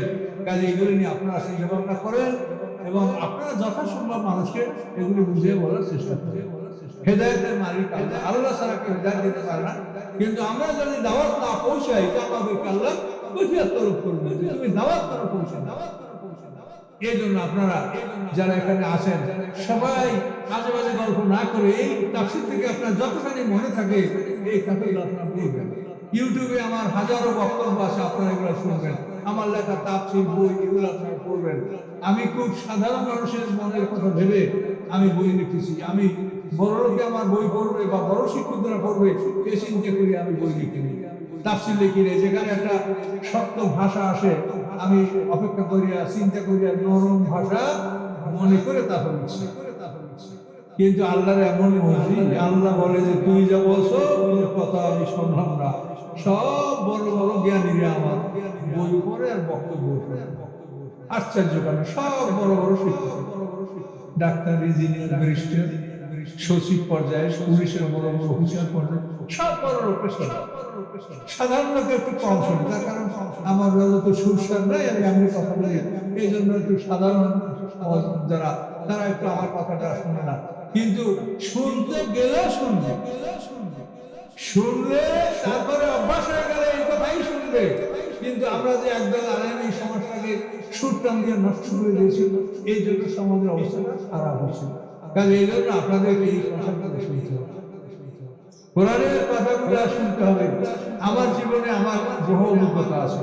আমি প্রথম জীবনে যখন উত্তরবঙ্গে, আমি প্রায় 40 বছর পর্যন্ত উত্তরবঙ্গে আমি সবচেয়ে বেশি তাফসীর করছি। আপনাদের সমস্ত আমি পড়ে আসছি।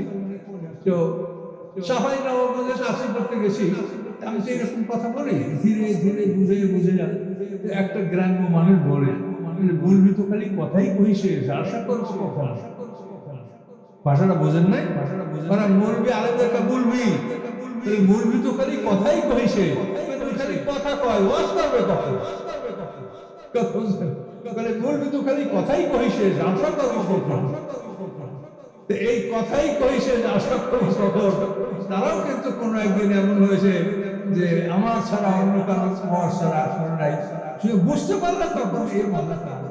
কাজে এটা বুঝতে হবে যে আমরা এখানে কোনো সুর গান, যাত্রা গান শুনতে আসি না, এখানে আমরা জ্ঞানের জন্য আসি। আপনাদেরকে জ্ঞানের কথা বলা হয়েছে, যদি মনে রাখতে পারেন আপনাদের জ্ঞান থাকা। তাহলে আমরা এখন কি পেলাম? যে দ্বিতীয় সিংহা করে আমরা সবাই মাঠে উঠবো, ছোট্ট এবং উলঙ্গ উঠবো। এই সময় আমাদেরকে হাউজে কাউসারের পানি পান করার ব্যবস্থা করা হবে। কাউসারের একটা নহর, জান্নাতের একটা নহরের নাম কাউসার। এই কাউসার থেকে একটা লাইন বিশালের মাঠে নিয়ে আসা হবে, প্রত্যেকটা পয়গম্বরকে একটা কুয়ো দান করা হবে, এবং যত উম্মত তার পানি পান করবে তত পরিমাণ পেয়ালা সরবরাহ করবে আল্লাহর পক্ষ থেকে। এই হাউজে কাউসারের কুয়োর কাছে আমরা কিভাবে যাবো বলেন তো? গলায় আমলনামাটা লটকানো আছে, এই হলো বাতাকা। বাতাকা বলেন আইডেন্টি কার্ড।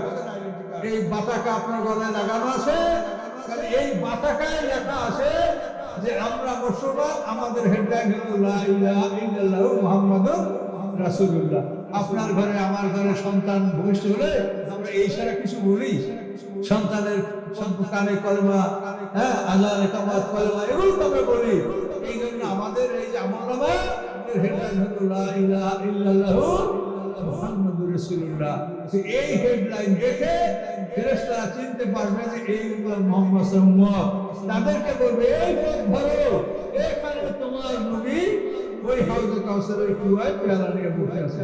তখন ওই ফেরেশতারা আমাদেরকে মাঠে ডিউটি করবে এবং ওই লাইন ধরায় দেবে, এদিকে যাও, তোমার নবী এখানে পেয়ালা নিয়ে বসা আছে। আবার যাদের বাতাকায় আইডেন্টি কার্ডে দেখা থাকবে লা ইলাহা ইল্লাল্লাহ মুসা কালিমুল্লাহ, তাদেরকে ফেরেশতারা বলবে এই তোমাদের নবী এখানে হাউজে কাউসারের পেয়ালা নিয়ে কুয়ার পাড়ে বসা আছে, এখানে বসা আছে। লা ইলাহা ইল্লাল্লাহ দাউদ খলিফাতুল্লাহ, লা ইলাহা ইল্লাল্লাহ ঈসা রূহুল্লাহ, লা ইলাহা ইল্লাল্লাহ আদম শফিউল্লাহ। এই প্রত্যেকটা আইডেন্টি কার্ডে, উম্মতের আইডেন্টি কার্ডে লা ইলাহা ইল্লাল্লাহ আছে এবং নবীর নাম আছে। সকলে জোরে বলুন সুবহানাল্লাহ। কাজে এইভাবে হাসির ময়দানে উঠতে হবে। কাজে আপনারা নিজের বুদ্ধিতে আজে বাজে বই পড়িয়া জীবনটাকে শেষ করে দিন। কোরআন পড়েন, কোরআনের তাফসীর করেন, কোরআন আপনার প্রশ্নপত্র, হাসির ময়দানে কোরআন থেকে আপনাকে সমস্ত জিজ্ঞাসাবাদ করা হবে, সমস্ত সওয়াল হবে কোরআনের উপরে যে আমি তোমাকে এটা বলছি, তুমি করছো কি? তা আমিও তো সব করতে পারি না। তখন আমরা বলবো যে আল্লাহ এই কারণে এটা পারিনি। কি আমরা সব পারি? সব কাজ করতে আমরাও পারি না। আল্লাহ যা বলেন সুরের হাত কাটো, ডাকাইতে ডাইন হাত বাম কাটো, জেনা করলে এই পিটান মারো, জেনা করলে সঙ্গে চার করো, মিথ্যা সাক্ষী দিলে 80 পিটান মারো, শরাব পান করলে 80 মারো। এই যে আল্লাহ আমরা করতে পারি, কাজে আমরা পারি না কারণ আল্লাহর কাছে আমরা বলবো, যদি আল্লাহ মঞ্জুর করে তোমাদের ওজোর খাই ঠিক আছে, অফিসে অনুপস্থিত থেকে দরখাস্ত দেবা, যদি ওটা মেডিকেল পাস হয় তাহলে তুমি চাকরি থাকবে তোমার, যদি আর ওটা মিথ্যা প্রমাণ হয় তাহলে তো মিথ্যা বলছো, তুমি অন্যায়ভাবে অফিসে অনুপস্থিত ছিলা, তোমার বেতন কাটা যাবে কি। এইভাবে হাসরের ময়দানে আমরা আল্লাহর কাছে যাব, সবাই যাব, কিন্তু আমরা কতগুলো করতে পারছি, কতগুলো পারি নাই। পারি নাই তো কেন পারি নাই সেটারও কৈফিয়ত আছে। আপনি যেটা পারেন নাই সেটা কেন পারেন নাই সেটা কৈফিয়ত আপনাকে দিতে হবে। এইভাবে হাসরের ময়দানে আমাদের হাউজে কাউসারের পানির ব্যবস্থা করা হবে। যাদের গলায় এই আইডেন্টি কার্ডের উপরে নবীর নাম নাই আর কলেমা নাই, তারা যদি ভুলে উপর পাশে যায়, ফেরেশতারা লোহার ডান্ডা দিয়ে পিটাইয়ে তাড়াই দেবে। এই গাদর এখানে চিকিৎসা আগুনের লাঠি দিয়ে পিটাইয়ে তাড়াই দেবে। এখানে আসবে কারা? যাদের আইডেন্টি কার্ডে কলেমা আছে, নবীর নাম আছে, সেই নবীর কাছে তাকে পাঠিয়ে দেওয়া হবে। এই সিস্টেমে হাসির ময়দানে আমরা উঠবো। এখন বলেন, পৃথিবীতে অনেক নাস্তিক লোক আছে যারা লা ইলাহা ইল্লাল্লাহ কলেমাও করে না, তার নবীকেও স্বীকৃতি দেয় না। দেখবেন এদের বাহাদুরি কোথায় শেষ হইয়া যায় সেই দিন। এইভাবে আল্লাহ তাআলা 70 বছর পর্যন্ত মাঠের মানুষগুলোকে সাজানো হবে। কিভাবে সাজানো হবে? যে যে পোশাক পরার যোগ্য তাকে সেই পোশাক দেওয়া হবে। তারপরে একই ধরনের আমলনামা যারা পাবে তাকে একই জায়গায় রাখা হবে। যেমন চোর, বাংলাদেশের চোর, ভারতের চোর, আমেরিকার চোর, জাপান, জার্মান, সব চোর এক জায়গায়, সব ডাকাইতে এক জায়গায়। এই চোর যেখানে উঠবে, আল্লাহ রাসূল বলেন যে চোর যেখানে উঠবে সেখানে যে উট চুরি করছে তার মাথায় উট থাকবে, উট তার উটের ডাক ডাকবে। যে গরু চুরি করছে তার মাথায় গরু থাকবে, গরু ভেবা করে তার মাথায় গরুর ডাক দেবে। যে ছাগল চুরি করছে তার মাথার উপরে ছাগল ভেবা করে ডাকতে থাকবে। এই সময় সে বহু চেষ্টা করবে এটাকে ফেলে দেওয়ার, কিন্তু কোনোভাবে ফেলতে পারবে না। এই সূরা মাল মাথায় করে নিয়ে সকল মানুষ হাসরের ময়দানে উঠবে। আমায় ইয়াকুলুন ইয়াতে বিমা গাল্লা ইয়াউমুল কিয়ামাহ। দেখেন আলেম সাহেবরা, আল্লাহ কি বলেন? যারা চুরি করবে তারা সূরা মাল মাথায় করে নিয়ে হাসরের ময়দানে উঠবে। গুলুল মানে গরিবাদের মাল চুরি করা, অন্য মাল চুরি করা মানে না চুরি। এভাবে প্রত্যেকটা মানুষ যে পাপ করেছে, চুরি ডাকাতি আত্মসাৎ করেছে, এই আত্মসাৎ করা মালগুলিও প্রত্যেকে তাদের পিঠের উপরে এটা নিয়ে উঠবে। وهم يحملون أوزارهم على ظهورهم على ساء ما يزرون। সূরা আনাম। আল্লাহ বলেন অপরাধীরা তাদের পাপের বোঝাগুলি পিঠে করে নিয়ে হাসরের ময়দানে উঠবে। যদি কেউ জনগণের সম্পদ, জনগণের রাস্তাঘাট, জনগণের সেবামূলক প্রতিষ্ঠানগুলি এগুলি কাজ করতে যায়, যদি কেউ 100 ভাগ বা 1 লক্ষ ভাগ সিমেন্ট চুরি করে, কেউ 10 টন রস চুরি করে, কেউ যদি এভাবে আলকাতরা চুরি করে, এগুলো হাসরের ময়দানে পিঠে করে নিয়ে উঠবে। এখন বলবেন যদি একজন 1 লক্ষ ভাগের আলকাতরা চুরি করছে, এটা কেমন করে পিঠে নিয়ে উঠবে?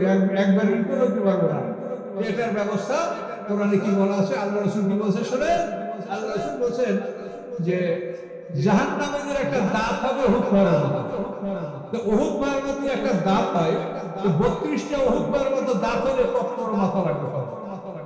এই মাথাটা হবে শ্রীলঙ্কার মতো, দেহটা হবে ভারতবর্ষের মতো, জিহ্বাটা হবে গ্র্যান্ড রোডের মতো। এইরকম জাহান্নামে দিয়ে বিশাল আকৃতির বানানো হবে। তখন তারা পাপের বোঝাগুলি সব পিঠে করে নিয়ে মাঠে উঠবে। যে এই হলো বিরাট চোরদের অবস্থা। খুদে চোর তো কেলা কচু চুরি করছে, ও তো মাথায় লইতে তার কোনো সমস্যা নাই। এই চোরে হলো বিরাট সমস্যা। কথা বলতে পারছেন? তো এখন মানুষ যদি কোরআন বোঝে, কোরআন মানে, সেই মানুষটা অন্যায় করে। এই জন্য আল্লাহ বলছে যে তোমরা কোরআনের কাছে ফিরে আসো। তুমি অন্যায় করে কি করবো? যে জমি, জমি আইনটা সেটা গলা বাঁধিয়ে দিবার 7 জমি সহ। আরে ভাই, জমি চুরির কথা মনে করছেন? আমার বাসার পাশেই ছিল ঘটনা, মুসলমান আর হিন্দু। এখন এই মুসলমান ব্যক্তি ভাদ্র মাসে পচা গাছের আপনি কি করেন? বাদি গাছ, কাফলে পচা কি করেন আপনারা? কাফলা, আমরা বরিশালে কাফলা করি না। কোন বাদি গাছ, কোন অন্য নাম করে জিয়ালা গাছ, জিয়ালা নাম বলে। আমি তো বিভিন্ন অঞ্চলে যাই, দেখো ওই ভাদ্র মাসে পচা ঢুকেই দিছে, দেখা পাই শহরের ব্যাপার দিয়ে কাছে পাঁচা রকম দেখা থাকে অজ্ঞানের মাস তো শিকল ধরে গেছে, এখন এই পাশা সোজা করে কাছে আমার আইলে এই পর্যন্ত দেখা যায় এই গাছ জাতা গাছ, কিন্তু কেউ নাই, তারা এই আমার চোখে আমি দেখি তারা এখন দুনিয়াতে কেউ নাই, তাদের জমির আইন ছাড়া সীমানা ভঙ্গ করা এগুলো সব আল্লাহ রাসূল কোরআনেও বলা আছে, হাদিসেও বলা আছে, খালি সবটাই এক কথায় তারা তাদের পাপের বোঝাগুলি পিঠে বহন করে হাসরের মাঝে উঠবে। চুরি যারা করবে তারা চোরাদার মাথায় করে নিয়ে হাসরের মাঝে উঠবে। এই কথা কোরআনে বলা থাকার পর কি করে একটা মানুষ চুরি করতে পারে? তাহলে আসলে আমরা নিজেদেরকে বলি আমরা মুসলমান, কিন্তু আসলে আমরা কোরআন বিশ্বাস করি না। কাজে এই জন্য কোরআন পড়েন, কোরআন বিশ্বাস করেন, সীমিত আকারে কোরআন পড়েন, তাহলে আপনি যা করেন আল্লাহর কাছে বলবেন যে আল্লাহ বিশ্বাস জীবনে হলে আমি চেষ্টা করছি, আল্লাহর কাছে বলতে পারেন। কাজে এই জন্য আপনারা লাইনে আসেন, লাইনে আসেন। কি জানি আপনাদের সাথে আর কি দেখা হবে কি হবে না, আমার তো বয়স হয়ে গেছে, যাই করি খালি মনে তারা হলো যে আল্লাহ কখন আল্লাহ ডাক দেয়। এই তাফসীর মানে আরো একটু দৃষ্টিভাবে লেখলে ভালো হতো, কিন্তু দৃষ্টিভাবে না লেখে তারা কিছু দিবারাত্রি লেখে লেখে মনে করেন 17 সাল থেকে 21 সাল, এই 5 বছরের মধ্যে আমার এই তাফসীর লেখা এবং 10 খন্ড ছাপাই বের করা, এটা ইতিহাস দেখেন খুব বিরল, বোধহয় যে পৃথিবীতে নাও পাওয়া যেতে পারে না এত অল্প সময়ের মধ্যে একটা তাফসীর লিখতে পারে। কিন্তু আমি চেষ্টা করছি খালি আল্লাহ, আমি মনে করি আমাকে বাকিটা লেখা। তারপরে 2-1 ভালো আলেম যারা তাদেরকে বলছে যে ভাই আমি যদি একান্ত শেষ নাই করতে পারি, আমি যেখানে থামবো ওখান থেকে বাকিটা আপনি করবেন। এরকম আলেমদেরকে আমি ওসিয়ত করে দিয়েছি, কিন্তু তারপর দেখছি যে আল্লাহ আমাকে সময় দিয়েছে, দেওয়ার পরে আমি নিজেই লেখা সমাপ্ত করতে পারছি এবং সফলতা হয়ে আল্লাহ দিয়েছে। কিন্তু তারপরে তো মনে হয় সময় এসে গেছে, সিগন্যাল এসে গেছে, দাড়ি চুল দাঁত হাড্ডি গুন্ডি সব জায়গায় নমুনা এসে গেছে যে তোমার সময় নেই, এরপরে আর কত আশা করবো আল্লাহর সাথে। কাজে এই জন্য আমাদের প্রস্তুত থাকতে হবে, কখন ডাক দেয় ডাক দিলেই যেতে হবে। এই যে গুছানোর আমরা এইটা গুছাবো এইটা গুছাবো, এই গুছাবার আগে ডাকা সে যেতে পারে, ঢোকার মতো সময় না হতে পারে। কাজে এই জন্য পৃথিবীতে ভালো কাজ করেন, আল্লাহর পথে থাকেন, কোরআনকে ওদের দিনকে ওদের সঙ্গবদ্ধ জীবনযাপন করেন। আল্লাহ তারা সঙ্গবদ্ধভাবে জীবনযাপন করতে পেরেছেন। মানুষ সামাজিকভাবে আমাদেরকে চলাফেরা করতে নির্দেশ দিয়েছে। সম্মানিত সুধী, এখন আমরা সামনে আর কিছু সময়, বেশি সময় কথা বলতে শরীর কুলায় না। সম্মানিত সুধী, এখন দ্বিতীয় সিংহাসনের পালা আমরা কি দেখলাম? যেভাবে আমরা হাসর ময়দানে উঠলাম, 70 বছর পরে আল্লাহ তাআলা বিচারের সিংহাসন নিয়ে মাঠে নামলেন। এই আল্লাহ তাআলার মাঠে নামার দৃশ্যটা আমি আপনাদেরকে বলছি। কোরআন থেকে আল্লাহ বলেন, ইয়াউমা তাশাক্কাকুস সামাউ বিল গামামে ওয়া নুজিলাল মালাইকাতু তানজিলা। আল্লাহ বলেন আকাশ ফেটে মেঘ হয়ে আসবে। এটা আল্লাহ বিচারের সিংহাসনে আসবেন। এর পিছনে অনেক কথা আছে, তো বলার মতো আমার ইয়া নাই, এখন যুবতারি হচ্ছি। মানে একদল মানুষ যারা আশাবাদী, যারা আশা করে যে আমরা জানাতে যাব, কিন্তু বিচার হচ্ছে না। মানুষগুলি খালি অস্থির, মানে সূর্যের আলো সূর্যের তাপে বিভিন্ন রকম মানুষ মাঠে কষ্ট পাচ্ছে। তখন একদল আশাবাদী মানুষ আদম আলাইহিস সালাম যাবে, আদম আপনি আল্লাহর কাছে বলেন যে বিচারটা শুরু হবে। আদম বলবে যে আমি পারবো না। কেন পারবো না তো বুঝছেন? এরপরে ইব্রাহিম আলাইহিস সালাম যাবে, তিনি বলবেন আমি পারবো না। কেন পারবো না তা আপনি জানেন। ইব্রাহিম আলাইহিস সালাম জীবনের 3টা কথা সত্যকে আড়াল করে বলেছিলেন। এই জন্য মুসা আলাইহিস সালাম আমি পারবো না, ঘুষি মেরে টিকটিকি মারছিল। ঈসা আলাইহিস সালাম আমি পারবো না, আমাকে আল্লাহর পুত্র বলে আল্লাহকে অপমান করে, তা আমরা কি করবো? তখন ঈসা আলাইহিস সালাম বললেন যে তোমরা এই কাজের জন্য মুহাম্মদ সাল্লাল্লাহু আলাইহি ওয়াসাল্লামের কাছে যাও। তখন এই আশাবাদী সিনিয়র লোক যারা জান্নাতে যাওয়ার আশাবাদী, এরা মুহাম্মদ সাল্লাল্লাহু আলাইহি ওয়াসাল্লামের কাছে এসে বলবে যে আমাদের একটাই অনুরোধ যে আল্লাহ বিচারটা শুরু করুন। আল্লাহ বিচারের মাঠে আসছে না, আমরা হয়রান হয়ে আছি। তখন মুহাম্মদ সাল্লাল্লাহু আলাইহি ওয়াসাল্লাম অনুমতি চাইবেন, তিনি সিজদা দিবেন, সিজদায় আল্লাহ প্রার্থনা করবেন। আল্লাহ রাসূল বলেন কি ভাষা আমি আল্লাহ প্রার্থনা করবো, সেই ভাষাটা আমি এখন বলতে পারছি না। আল্লাহ বলবেন হে বন্ধু মাথা তুলুন, কিসের দরুন আপনাকে দেওয়া হবে। তো আল্লাহ রাসূল মাথা তুলবেন, এবং বলবেন যে আল্লাহ বিশ্বাস শুরু হোক। তখন আল্লাহ বলবেন যে আপনার প্রার্থনা মঞ্জুর করা হলো, আমি বিচারের মাঠে আসতেছি। এই খবর হয়ে যাবে যে আল্লাহ বিচারের মাঠে আসতেছে। এইটা হলো প্রথম শাফাত। এই শাফাতের নাম হলো মাকামে মাহমুদ, মানে প্রশংসিত স্তর। এই শাফাত হলো 1 নম্বর শাফাত, যে আল্লাহ তাআলা বিচারের জন্য সম্মতি জ্ঞাপন করেছেন, মাঠে তিনি আসতেছেন। এইভাবে আল্লাহ তাআলা মাঠে আসবেন, সবাই উপরে দিকে আল্লাহ আসবে। হঠাৎ করে আকাশ পেটে মেঘ বের হয়ে আসবে। ইয়াউমা তাশাক্কাকুস সামাউ বিল গামামি ওয়া নুজিলাল মালাইকাতু তানজিলা। আকাশ পেটে মেঘ বের হয়ে আসবে, মেঘের মধ্যে ফেরেশতা তারা জমিনে নামবে। মানুষরা বলবে যে আপনারা কত? এই হাসরের ময়দানে যত প্রাণী আমরা তত। আপনার সাথে আল্লাহ আসেন না? আল্লাহ আসেন না। তখন মানুষরা আবার আকাশ দেখাবে, আবার আকাশ পেটে যাবে। এবার আকাশ থেকে ফেরেশতা নামবে প্রথমবারের দ্বিগুণ। মানুষরা বলবে যে আপনাদের সাথে আল্লাহ আসে না আসে। আবার আকাশ পেটে যাবে, এবার ফেরেশতা আসবে দ্বিতীয়বারের দ্বিগুণ। মানুষরা বলবে আপনাদের সাথে কি আল্লাহ আসে না? আমাদের সাথে আল্লাহ আসে। তাহলে ফেরেশতা কয় গুণ? 1 গুণ, 2 গুণ, 3 গুণ আর 4 গুণ, 7 গুণ। হাসরের ময়দানে যত মানুষ 7 গুণ ফেরেশতা নিয়ে আল্লাহ তাআলা বিচারের মাঠে আনবে এবং 8 জন ফেরেশতা সেই দিন আল্লাহ আগমন করবে।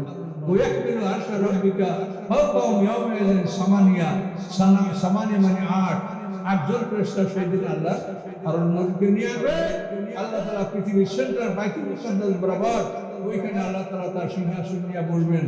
এই সিংহাসনে বসার পরে আল্লাহ তাআলা 7 পৃথিবী বাম হাতে নেবেন, 7 আকাশকে ডান হাতে নেবেন। ওয়াল আরদু জামিআন কাবজাতি ইয়াউমাল কিয়ামাতি ওয়াস সামাওয়াতু মাতওয়াতুন বিয়ামিনিহি। 7 পৃথিবী আল্লাহর বাম হাতে থাকবে, 7 আকাশ আল্লাহর ডান হাতে থাকবে। দুইটা দুই হাতে নিয়ে বলবে লিমানের মূল, এটার মালিক কে? এই 7টা পৃথিবী, এই 7টা আকাশ, এই মালিককে বলো। কি আমাদের কল্পনায় আসে যে পৃথিবীটা কেমন করে হাতে নেয়? 7টা পৃথিবী, 7টা আকাশ কল্পনায় আসে, আমরা চিন্তা করতে পারি? আল্লাহ বলেন কোরআনের আয়াত, 7 পৃথিবী তার বাম হাতে থাকবে, 7 আকাশ তার ডান হাতে থাকবে। এবার বলবে লিমানের মূল, বলো এটার মালিক কে? এখন আমরা কত কিছুই না বলি, কি সার্বভৌমত্বের মালিক অমুক, ক্ষমতার মালিক অমুক, কি বলি কিনা আমরা? সেদিন আল্লাহ জিজ্ঞাসা করেছেন বলো এই দুইটার মালিক কে? তখন সবাই স্তব্ধ হয়ে যাবে, কিন্তু আওয়াজ ময়দান থেকে আসবে লিল্লাহিল ওয়াহিদুল কাহ্হার। এই আকাশ পৃথিবীর মালিক একমাত্র আল্লাহ, যিনি এক এবং পরাক্রমশালী। এই এক আল্লাহ, এই আকাশ পৃথিবীর মালিক। কিন্তু এখন আমরা কি বলছি? এইভাবে আল্লাহ তাআলা সিংহাসনে বসে বিচারের সূচনা করবে এবং সেখানে আল্লাহ তাআলা যখন বিচার সিংহাসনে বসবে তখন ওই যে ফেরেশতারা আল্লাহর সাথে নামলো এরা সব মানুষের কাছে চলে যাবে। প্রত্যেকটা মানুষকে 7 জন ফেরেশতা ঘিরে ধরবে, প্রত্যেকটা মানুষকে 7 জন ফেরেশতা। ইয়াকুলুল ইনসানু ইয়াওমাইযিন আইনাল মাফার। সেদিন মানুষরা বলবে হায় আইনাল মাফার, পালাবো। পালাবার কি কোনো ক্ষমতা আছে? একটা মানুষকে 7 জন ফেরেশতা ঘিরবে। এইভাবে ফেরেশতারা ঘিরে রাখবে। তারপর 2 জন ফেরেশতা যারা আপনার আমার আমলনামা লিখতো, ওই 2 জন যারা আমলনামা গলায় রাখিয়েছে ওরা আমলনামা গলা থেকে খুলবে। আমলনামা খুলে ভাঁজ করে হাতে নেবে, নিয়ে খালি মানুষ, গলায় আমলনামা নাই, একজনে হাঁকাবে আর একজনে আমলনামা হাতে নিয়ে থাকবে। এইভাবে 2 জন ফেরেশতা আপনাকে আমাকে নিয়ে আল্লাহর কাছে খাড়া করবে। আল্লাহ এই আপনার বান্দা আর এইটার সামনে হাযা মা লাদাইয়া আতীদ, এইটা সবকিছু এই আমার কাছে, এই আপনার আসামে এইটার কাগজপত্র। এই কাগজপত্র পরীক্ষা করা হবে কিসের সাথে? কোরআনের সাথে মিলে দেখা হবে। কোরআনে যা বলা আছে আপনার কাগজপত্রটা আছে কিনা, কি বুঝতে পারছেন? কোরআনে যা বলা আছে আপনার কাগজপত্র আছে কিনা এটা মিলে দেখা। সেই দিন কি আমরা কোরআনের সাথে মিলাতে পারবো? তো জীবনে দেখছি হিসাব করে যে আল্লাহর কোরআন কি বলেছে, কয়টা মানছি, কয়টা মানে নেই, কি করছি কি করি নেই। কাজে না করছেন এখন থেকে এটা করার চেষ্টা করেন। এইভাবে হাসরের ময়দানে 50,000 বছর সমান বিচারের দিনটা হবে। প্রত্যেকটা মানুষকে আল্লাহর সাথে জেরা করার শেষ আপনি আল্লাহর কাছে জেরা করতে পারবেন, বুঝে নিতে পারবেন যে এটা আপনি করেছেন কিনা। নিশ্চিত প্রমাণ হবে যেটা আপনি করেছেন, তারপর আপনার শাস্তি নিশ্চিত করা হবে। এইভাবে আমলনামা যখন দেখভাল করা হবে, পরীক্ষা শেষ করা হবে, তারপর আকাশে উড়িয়ে দেওয়া, হাতে দেওয়া হবে, আকাশে উড়িয়ে দেওয়া হবে। ফেরেশতারা আপনাকে ধরে নিয়ে একটা বসে এখানে থাকুন, তখন হাঁটু গেড়ে আমাদের ভয় তো ঘরে বসে থাকবে। এইভাবে সকল মানুষের যখন বিচার সমাপ্ত হবে, বিচার শেষ করে আল্লাহ তাআলা ওই ফেরেশতাদেরকে নিয়ে যখন তার সিংহাসনে আল্লাহ তাআলা আবার প্রত্যাগমন করবেন, যখন ফিরে যাবেন, তখন এই আমলনামাগুলো আকাশে উঠতে শুরু করবে। প্রত্যেকটা মানুষের আমলনামা যারা পাস করবে তাদের ডান হাতে পড়বে, যারা ফেল করবে তাদের বাম হাতে পড়বে। এই আমলনামা নিয়ে আপনাকে একজন ফেরেশতা আপনার গন্তব্যস্থলে পৌঁছে দেবে। এইখানে ঠোকার পরে আপনার আর কোনো মরণ নাই, কোনো পরিবর্তন নাই, এখানে আপনি অনন্তকাল থাকবেন। সকালে বলুন সুবহানাল্লাহ। এই হলো একটা মানুষের জীবনের সমাপ্তি। কি কথা বলতে পারছেন? এই হলো একটা মানুষের জীবনের সমাপ্তি। ওইখানে যখন আমরা যাব, তখন আমাদের আর মরণ হবে না। তবে দোজখে যারা ঢুকবে, আল্লাহ রাসূল বলেছেন যে 3টা পর্বে আমি তাদেরকে সুপারিশ করি, 3বার বার করি। বহুকাল দোজখে শাস্তি কাটার পরে আল্লাহ আমাকে বলবেন যে এই সীমানার মধ্যে যারা আছে শাফাত করে তাদেরকে বের করো। আল্লাহ রাসূল বলেন আমি তাদেরকে বের করি। এরপরে আবার বহুকাল পর্যন্ত দোজখে জ্বলতে থাকবে তারা। আবার আল্লাহ বলবেন যে এই সীমানার মধ্যে যারা আছে তাদেরকে শাফাত করে বের করো। দ্বিতীয়বার বের করবো। তৃতীয়বার আল্লাহ তাআলা এমন একটা সীমানা দিয়ে দেবেন যে যারা পরিমাণ ঈমান নিয়ে যারা মারা গেছে তাদেরকেও আমরা ওইবারে আমি বের করে নিয়ে আসবো। এই বের করে নিয়ে আসার পরে এরপরে যারা দোজখে থাকবে তারা আর কোনোদিন ওখান থেকে বের হবে না। এদেরকে হাউজে কাউসার থেকে গোসল করে জান্নাত দেওয়া হবে, আর ওদেরকে চিরদিনের জন্য জাহান্নামে রাখা হবে। এই হলো একটা মানুষের পরিচয়, জন্ম থেকে মৃত্যু, মৃত্যুর পরে হাসর, এবং হাসরের পরে চিরস্থায়ী জায়গায় অবস্থান নেওয়া। সকলে বলুন আলহামদুলিল্লাহ। বিচারের শেষে সবাই বলবে আলহামদুলিল্লাহ রাব্বিল আলামিন। কেউ বলবে না যে বিচার